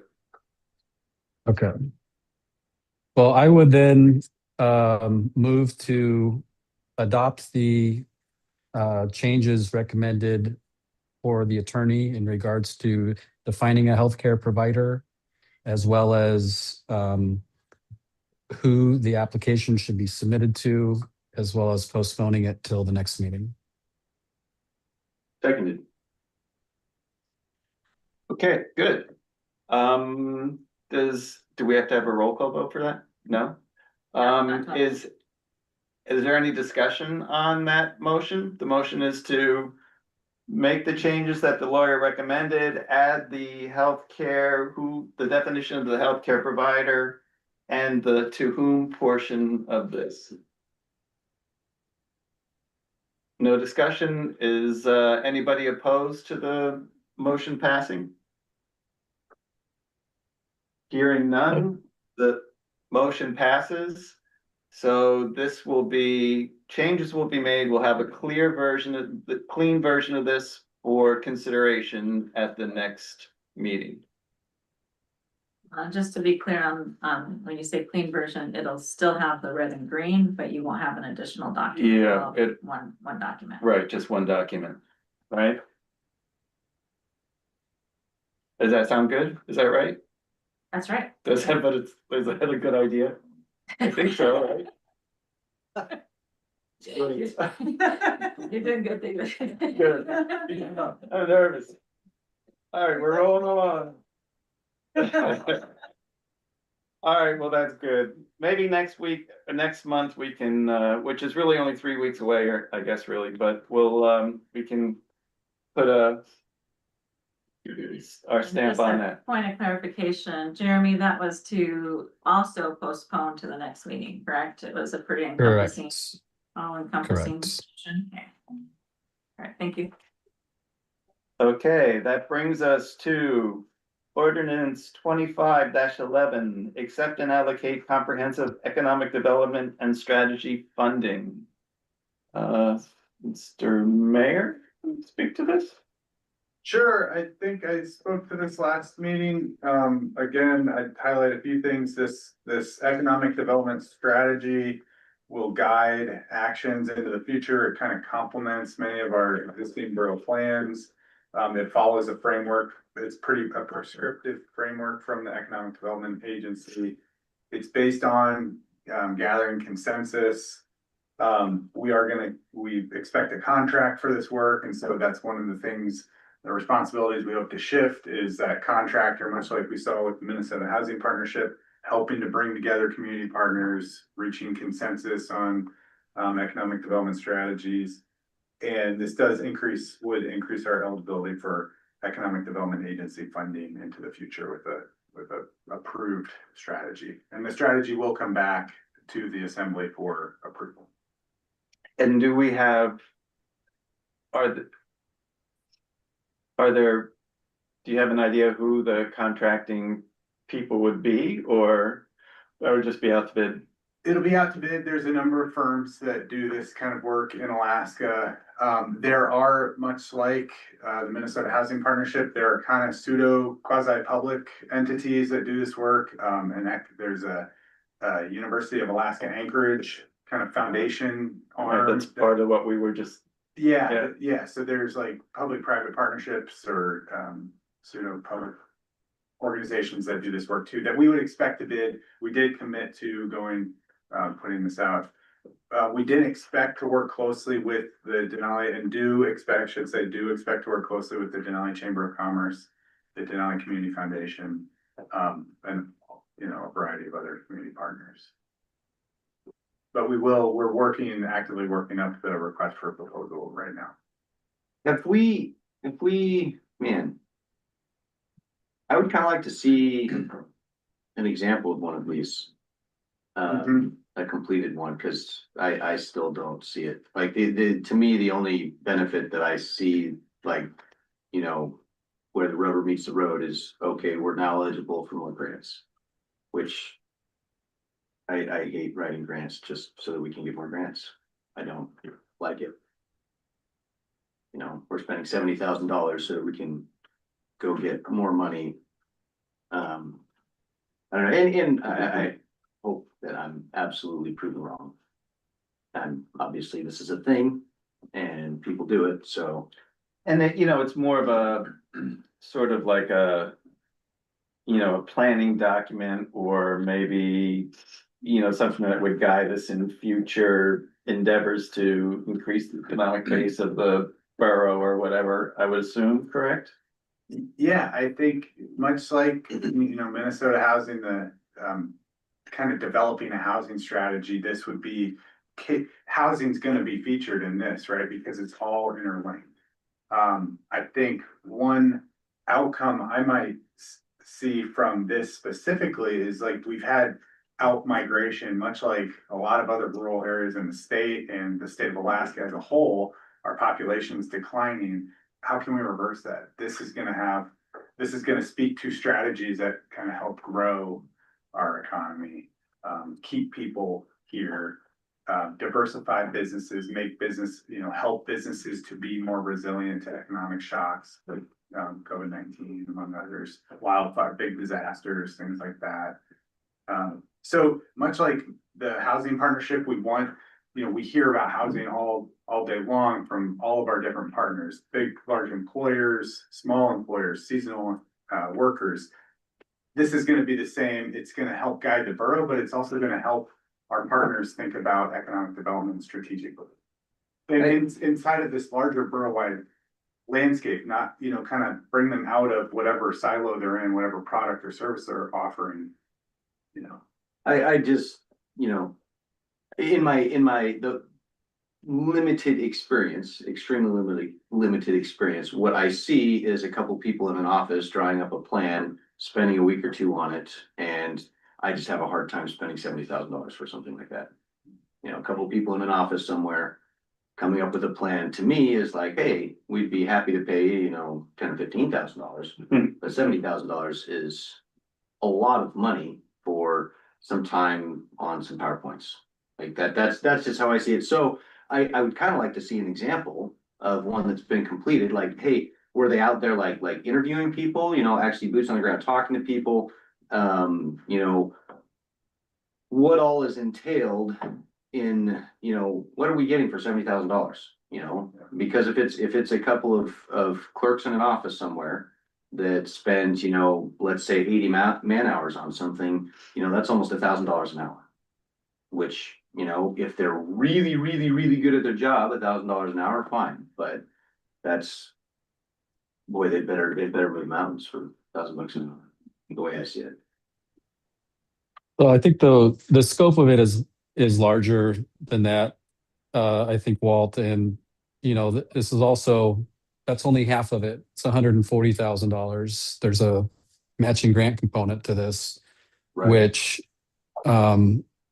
you know, it also mentions here, it utilizes that LATCF, which was already identified in previous resolution. So, you know, I feel like we're far enough down this road, you know, that we need to go for it and support this. This is it's not a short term, you know, I guess it is, the funding is coming from the short term planning grant funding, but it's going to help the borough out, you know, and I feel like it's time to do it. I just want to see what we're getting. And That's all. it's not just a couple of people in an office making $1,000 an hour is my counterpoint. Like, Yeah, I just wanted to let Walt know that, hey, I understand where you're coming from on this because I've actually seen it go both ways where I'm like, where did the money go? But the borough has integrity, and I'm sure who they're going through has an integrity, and they've looked into this, and it's something that will benefit us. And I think we're the right people to make it go to the right purpose. But I do understand where you're coming from because I've actually seen that firsthand, and I'm still going, what happened? But I got faith in who we are and what we can do. Well, I mean, the funding, the matching part is coming through the EDA, like this is an established thing. I just want to see an example of it because I'm not, that's all. I'm not calling into question our borough staff. Absolutely. I'm not calling into question the viability of this. I'm just saying, like, what are we getting? That's all. It's just a question. It's a good question. It's a good question. Perhaps I would entertain a motion to approve ordinance number 25-11 and bring it to a vote.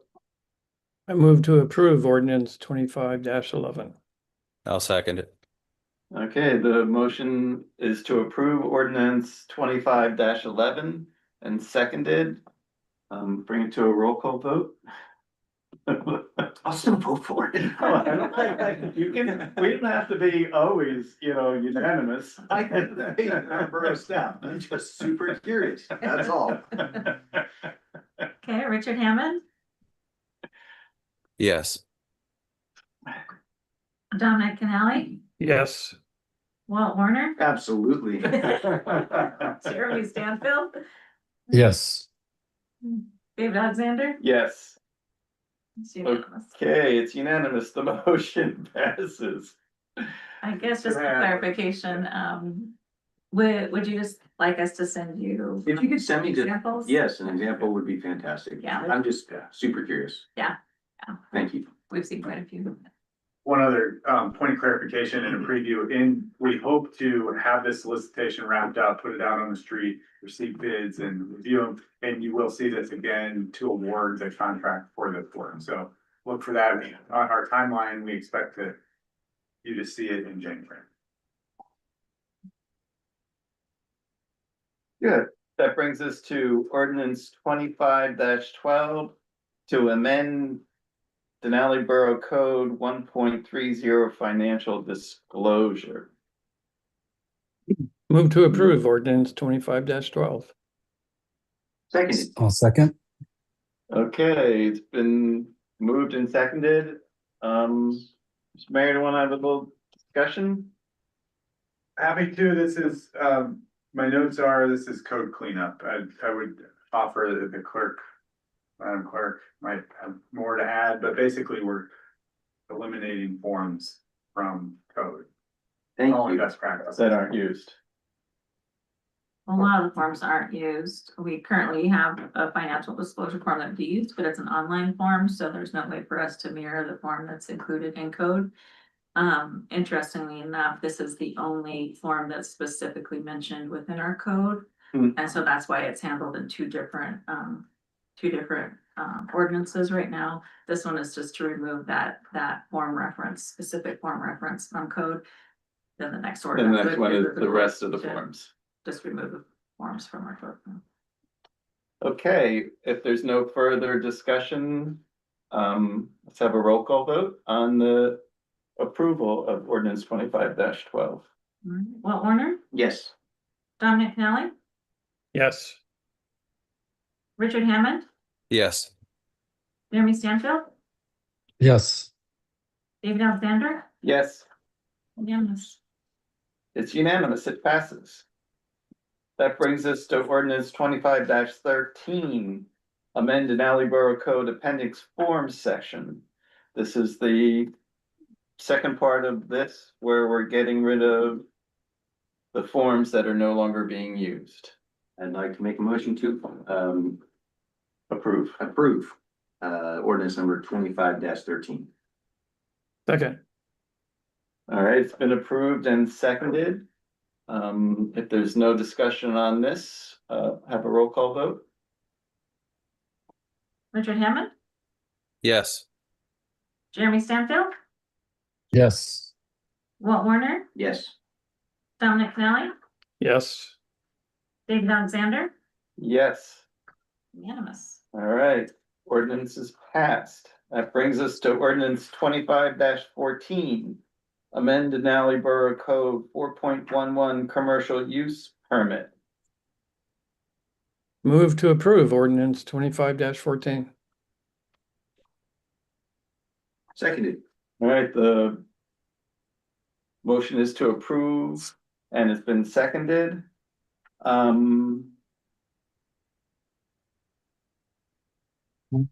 would recommend, this is the one where we're gonna amend it, correct?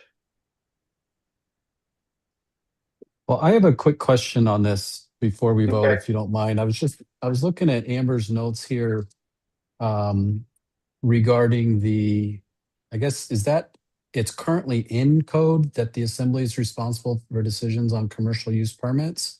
And we're looking to change that part? Or am I Right, looking so- at that wrong? Yeah, so it currently is if, permits of a certain length, is that right? Length of time? Oh, anything over a year? And the intention is to only have 1 year permits, and therefore the planning commission would be the approving authority. Which is how it's currently written. Planning commission approves 1 year permits. Gotcha. I believe most We of this don't, is. we don't need to amend another code if we adopt this ordinance 25-14? Like, we're not contradicting each other right now? I just want to make sure, like, Yeah, so additionally, we did find this other section of code that still, that currently reads with number 7 being the assembly being responsible for decisions on commercial use permits. So by amending the current ordinance 25-14 to amend section 4.01.015 as well, to amend that, then it would all be read consistently. got it. Okay, Did that make sense? thank you. Yeah, So really, we should have, now also, this is where we were talking about at the last meeting, I think Jared was wondering whether we should have it be for a year or not, was that right? that if language should be added to clarify that it's just for a year. If it's just Yeah, for. it's gonna be annual now. Yeah, and so the request last month was to bring back our language that we use for tax registration, because those are annual. So that's what you read in number one, the first section of this memo, is all of that code language. Mhm. The challenge is because tax is a registration and not a permit, it's gonna be hard to mirror those two languages. You know, we're gonna wanna say an annual or every year permit versus the annual registration. Yeah, and they are all unique for sure, those three, but I do feel like this better captures that and ties them in together. Okay, So does this doesn't actually say that the commercial use permit is annual? as code currently reads, it leaves open the option for a 1 year or multi-year permit. The intention of this ordinance before you right now was to limit that to just 1 year. Okay, In this memo, we found and identified an additional section of code that right, we hadn't captured when we first brought this before you. So the hope is that to stay consistent with our code, go ahead and amend the current ordinance to include 4.01.015. okay, And then it would be up to you guys if you want to craft some language that makes it really clear that the permits are only annual permits. I mean, would that also be designated within the permit itself when the person, you know, like puts in their application for the permit? Yes. That it would just say, the permit would just be, say on it, well, this is an annual Put permit. it on the actual application. Yeah. And then they also would receive, once it's approved. And it'd be, they'll actually this get is an good for annual 1 permit. year. Yeah. So I mean, it wouldn't necessarily be a requirement for us to have that in code. No. And I it don't might think actually so. be more restrictive. Right. And especially since we talked about at the finance committee. Yeah. Because it's not necessarily new, if we've been in code, we're just gonna be enforcing the newness of the application. And the whole process of it being annual and collecting the user fees. Right. And so this feels, it's gonna have everything be cleaner, everything agreed with each other. This gives us just a little bit less of that constriction of, just so as we go through this process, that first year. We have a little room to. Right, make a we little can bit of adapt. changes. Yeah, we can adapt, thank you. So if the motion now is to approve this ordinance and we wanna amend it, do we have to do something? Just move to amend. Okay, I would entertain a motion to amend. Ordinance 25-4 to include the changes. To 4.01.015, striking out number 7. Seconded. No, but you gotta do it. Oh, wait. All right, so I would like to make a motion to amend 25-14 to also include amendments to 4.01.015 to strike out clause 7. Does I'll anyone second second? All right. The motion to amend 25-14 has been made and seconded. Any discussion?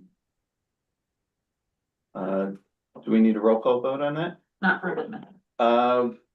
Can I move to approve 25-14 as amended? Or does this need to sit for another month? Let's amend it first and then we'll approve it. Okay. So anybody opposed to amending 25-14 as we just did it?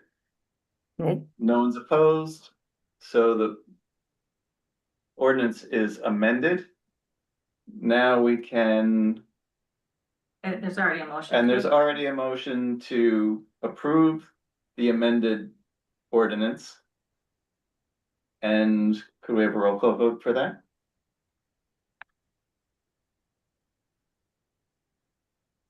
Walt Warner, Yes. Dominic Canali, Yes. Jeremy Stanfield, Yes. Richard Hammond, Yes. David Alexander, Yes. unanimous. Okay, good. It was confusing. Thank you. Yeah. Okay, that Yeah, brings and us, really quick too, I apologize, but I wasn't at the last meeting and I know that, there was questions that came up with the enrollments and whatnot. And I mean, we talked about it, the finance Yeah. committee, there's certain steps now that I've been trying to take in order so that we can be successful at rolling it out January, February-ish. Right. So I'm hoping, you know, if we need to, we can put it on the agenda again for next month so that if any other questions can be cleaned up, I can speak to those and make sure everyone's all kind of on the same page so that we're ready, like I said, we're ready to kind of roll out. So I feel like we've been able to kind of check some Right. boxes off these last few months. I've got the application ready. good, I'm just keep rolling. So this is extremely helpful.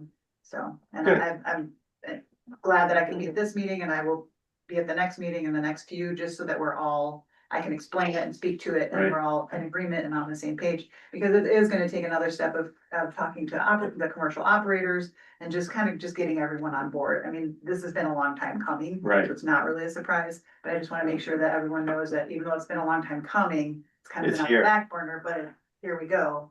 And making sure all the Ts are crossed and the Is are dotted, so that we're all kind of, like I said, all on the same page, we're all in agreement and roll out this first year.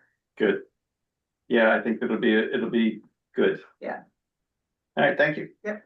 All right, so that brings us to ordinance 25-15, allocate funds from the solid waste equipment reserve fund for Volvo rock truck repair and maintenance. This was the, what we had our special meeting for a week ago. Would you like to add anything? Nothing to add. Happy to answer any questions that have popped up, but appreciate your passage of this meeting. We would appreciate that. Anybody have any questions? I'll move to approve ordinance 25-15. I'll second that. Okay, the motion to approve ordinance 25-15 has been made and seconded. Do we have a roll call vote? Jeremy Stanfield, Yes. Dominic Canali, Yes. Richard Hammond, Yes. Walt Warner, Yes. David Alexander, Yes. unanimous. Nice. Okay. That moves us on to section J, resolutions. Resolution 25-18, support for Senate Bill 1175, Small County PILT Parity Act. We have a motion to approve resolution 25-18. I will make a motion to approve resolution number 25-18. Is there a second? Second. All right, motion to approve resolution 25-18 is made and seconded. Discussion, Mr. Mayor. Thank you. So in the spirit of advocacy, this resolution kind of takes a stand on a very specific Senate bill, the Senate Bill 1175. This bill or iterations of this bill, this Small County PILT Parity Act this is a multi-year process. I don't, what cycle of Congress we're in, but it's introduced. Recently, it's been introduced a number of times. And the borough has taken a stand in this way before, but what this would do, the payment, for those who don't know, the payment in lieu of taxes is a program that provides supplemental support to public lands, counties and boroughs like ours, to help, because those federal lands are not taxable. And so our current PILT payment is 2% of the national average. And it's formulaic, and so this Small County PILT Parity Act would change the formula, dropping to incorporate smaller communities like ours. So for reference, the payment in lieu of taxes is about 5% of Denali Borough revenue. We have 57% of our borough, our federal lands, 8.2 million acres. And this would provide higher payments to smaller population counties, including the Denali Borough and 8 other Alaskan boroughs. And so this bill would dramatically benefit Alaska. We're glad to support it. We would, send this to our congressional delegation in the hopes they would advocate for us. Are other communities, boroughs passing similar resolutions? That's a good question. I don't know specifically. I do know generally the Alaska Municipal League has helped support the payment in lieu of tax program, and no county introduced or no borough introduced policy statement to the Alaska Municipal League Board of Directors to be included in the annual meeting in December, but I think generally they support the PIL program. And so what does the formula take into account in other counties that we're, because our population is smaller and so that changes the formula, or? Yeah, and I don't want to butcher the details here, Right. but effectively the current lowest population criteria level is 5,000. This would create a range at 4,000, 3,000, 2,000, and 1,000. And so smaller counties would benefit from those. This would, I think it would almost double if the change was adopted as written. It would almost double our PIL payment. Okay. So it would be a substantial benefit to small population counties. There's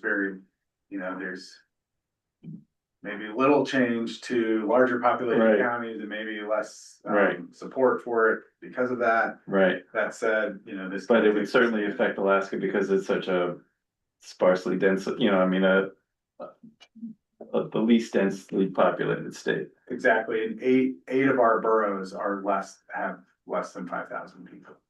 Okay. Any other questions? This requires a roll call vote as well. Right, yeah. Okay, Richard Hammond, Yes. Walt Warner, Yes. Jeremy Stanfield, Yes. Dominic Nally, Yes. David Alexander, Yes. unanimous. All right. Moving along, that brings us to resolution 25-19. Support for the application to receive Alaska Federal Lands Access Program funds for the separated multi-use pathway project. I'd entertain a motion to approve. I'll make a motion to approve resolution number 25-19. Second I'll it. second. All right, resolution is made to approve. Motion is made to approve resolution 25-19 and seconded. Again, Mr. Mayor. Thank you, Mr. Alexander. I will take a stab at this very thorough resolution here. This resolution provides background on how we got to where we're at with the separated pathways. The broad support community connector paths have received in our community, the benefits to outdoor recreation, and this would support the borough's federal lands access program grant request for $2,141,379.68 and construction funds for the segment of the path from milepost 234 to 237, which is the segment inside Denali National Park from the Ackgrade Railroad crossing north to the park entrance.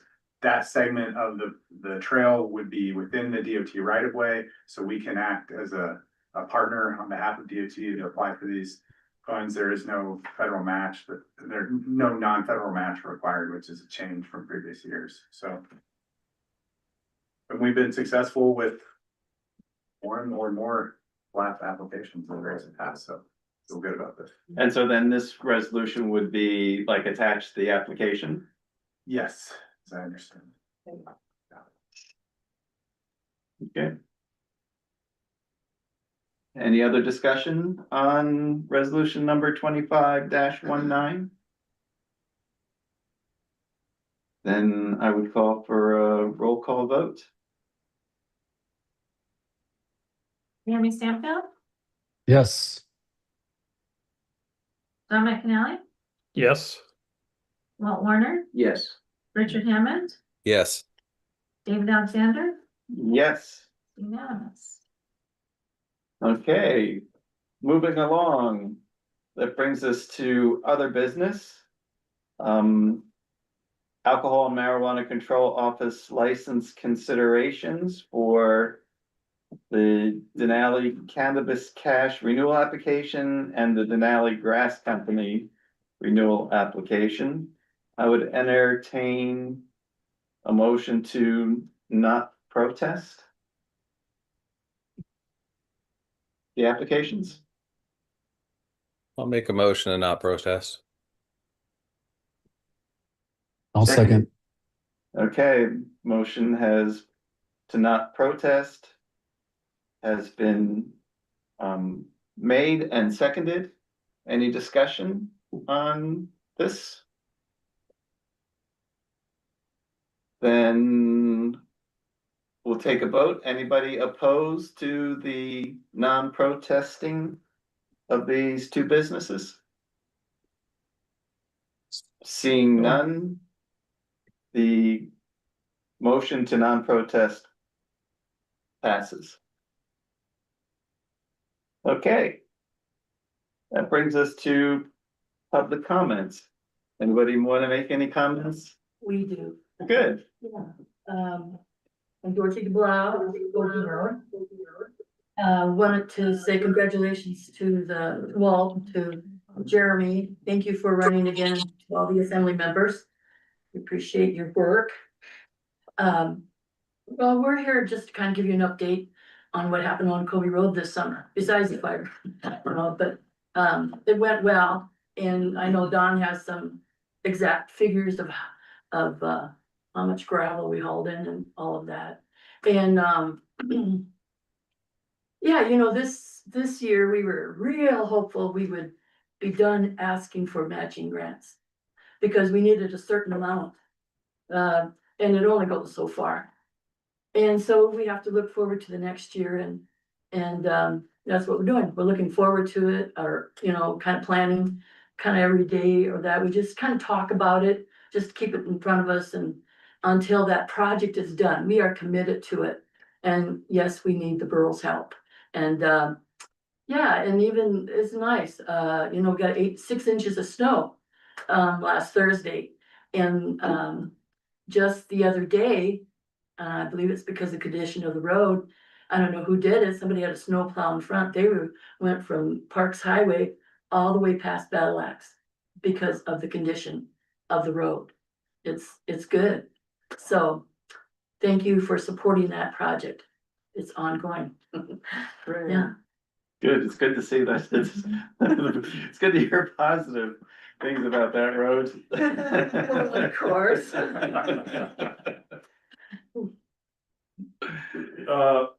I'm Don DeBlau, Kobe Road. Congratulations, Walt and Jeremy. Yeah, we moved 1,270 yards of pit run from 277 mile pit. And we built approximately 1,900 feet of road, 18 feet wide by 1 foot deep. We did some ditching. And then the state money, that was done by Carlson. I forget their name there. Well, they did. They did a good job out there. They did a lot of work on Rochester Road. That's the road before you get, you know, about 3/10 of a mile in. And they really helped that there. And we got about 500 feet of road built on Colby and then 500 on Battle Axe. Yeah. Oh, the guy that plowed is a woodcutter. He plowed, but then also during breakup, he still comes out there and gets wood. And I'm glad to see people getting harvesting this burned up wood, but that's what we deal with. These, where we got the roads built, it's no problem, but once he goes off, he leaves deep ruts that we gotta deal with. And the matching, it's kind of a burden, I think, on some people coming up with the money. We're 10 members, and there's a lot more people use that road than us 10. Like a household, 2 people, there's 3 couples, we get $24,000 borough money, we've come up with 6,000. So equal, if we share it equally, it's like 1,200 from our house and that. This year we hope to finish, Colby Road to the furthest member. The only part we haven't fixed is from the highway to Rochester. That was always the better part of the road, but it needs work too. Like I've said before, the borough owns the land on both sides. They got some lots out there they could sell. I'd sure like to see them invest in that part of the road. That's the part that everybody uses. The North 40s, the quota, maybe bug the state to help, and the university. We'll throw in a culvert. We bought culvert for that part. So we really appreciate what everybody's done for us. And you'll see us next spring. We look forward to it. Thank you. Thanks for the update. Yeah, thank you very much for coming in and for the update. We really appreciate it. Are there any other public comments? Yes, Online? yes, James and Susan Go ahead. Govan here. Uh-huh. Hello, just really encouraged that the assembly is moving forward. I could almost say with light speed, considering that the planning commission was 1602. So just encouraged to see that and look forward to future developments. One question to ask, it sounds like the borough is thinking about implementing this in the 2026 season. I thought there was maybe this was going to be the year to get it, 2026 was the year to get it going and letting the commercial operators know about it and not collect the fee. So is that correct or not? I would say partially in that our intention is to roll it out in 2026. But we were planning to waive the fee, to help encourage participation, help give the operators time to incorporate the fee into their pricing structure. But really just encourage participation in year one.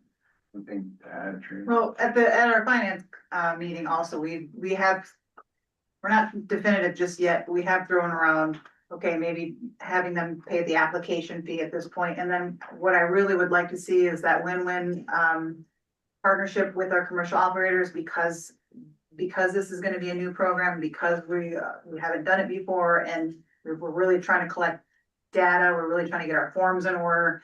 We would like their feedback, and we would like to be able to change things up a little bit. And so to do that, have that win-win process, we were thinking either just have them do the application fee, so we can get a list of all of our operators, and then continue to do the user fee program, so that we can, then again, it would be 2027, start collecting for the entire program. So.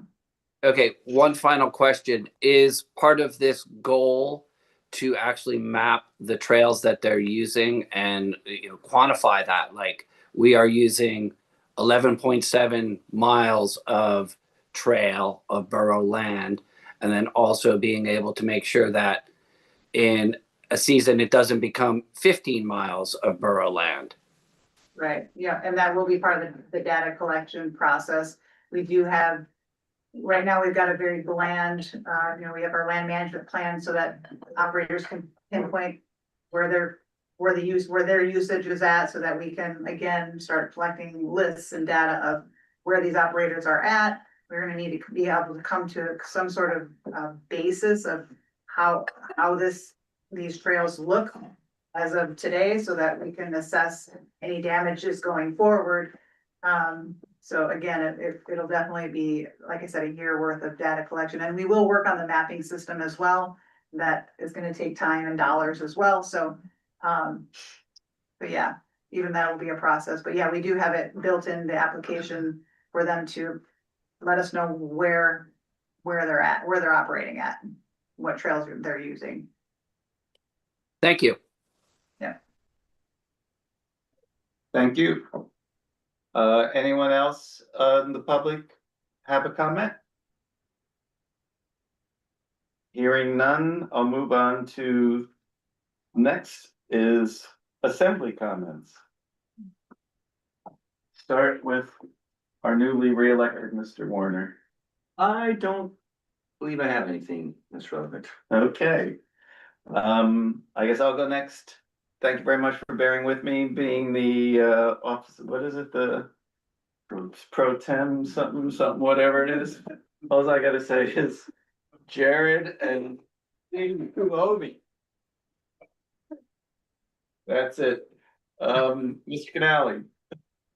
Yeah, I don't have much. I just wanted to thank those members of the public for showing up, sharing their comments and feedback, as well as the presentations by the Minnesota Housing Partnership and GVEA. I thought those were quite informative. So anyway, look forward to our next meeting in December. Mr. Stanfield. Yeah, I want to thank Minnesota Housing Partnership for coming here and helping us identify some major needs in the borough. It was nice to hear from GVA as well. I wanted to thank the borough residents for the opportunity to serve again for Assembly Seat C in District 3. And then thank you to you, Mr. Alexander, for keeping this meeting going today. Great job. Mr. Hammond. Yeah, I wanted to congratulate Walt and Jeremy for making it again. It's good to have you guys still on board. And David, you did a knockout job. You're like a pro up there. So the DeBiles, yeah, personally, I want to thank you guys for all the hard work you guys have been putting in on Kobe Ag. I know it's been tough. You've been to all these meetings trying to get that funding for that, and I'm here to support you guys. Other than that, I'd love to see new housing come into the borough. We need it. But that's it for me tonight. All right, good. Thank you. That brings us to the time and place of the next meeting, which to confirm to everybody will be Wednesday, December 3rd, 2025. So that's a week earlier than it would normally be. So that's Wednesday, December 3rd. So 3 weeks from today, I think. And I would entertain a motion to adjourn. I'll make a motion to adjourn. Second. Motion adjourned. Anybody Second. disagree? Hey, No. Dominic got you. All right. I got you. Good night, guys. Thank Okay, you. night. Oh, God, that was nerve-wracking. Nice work. Oh, there's no 12 houses over there. Man, that's impressive. Well, it's 12 flat. 12 flat. One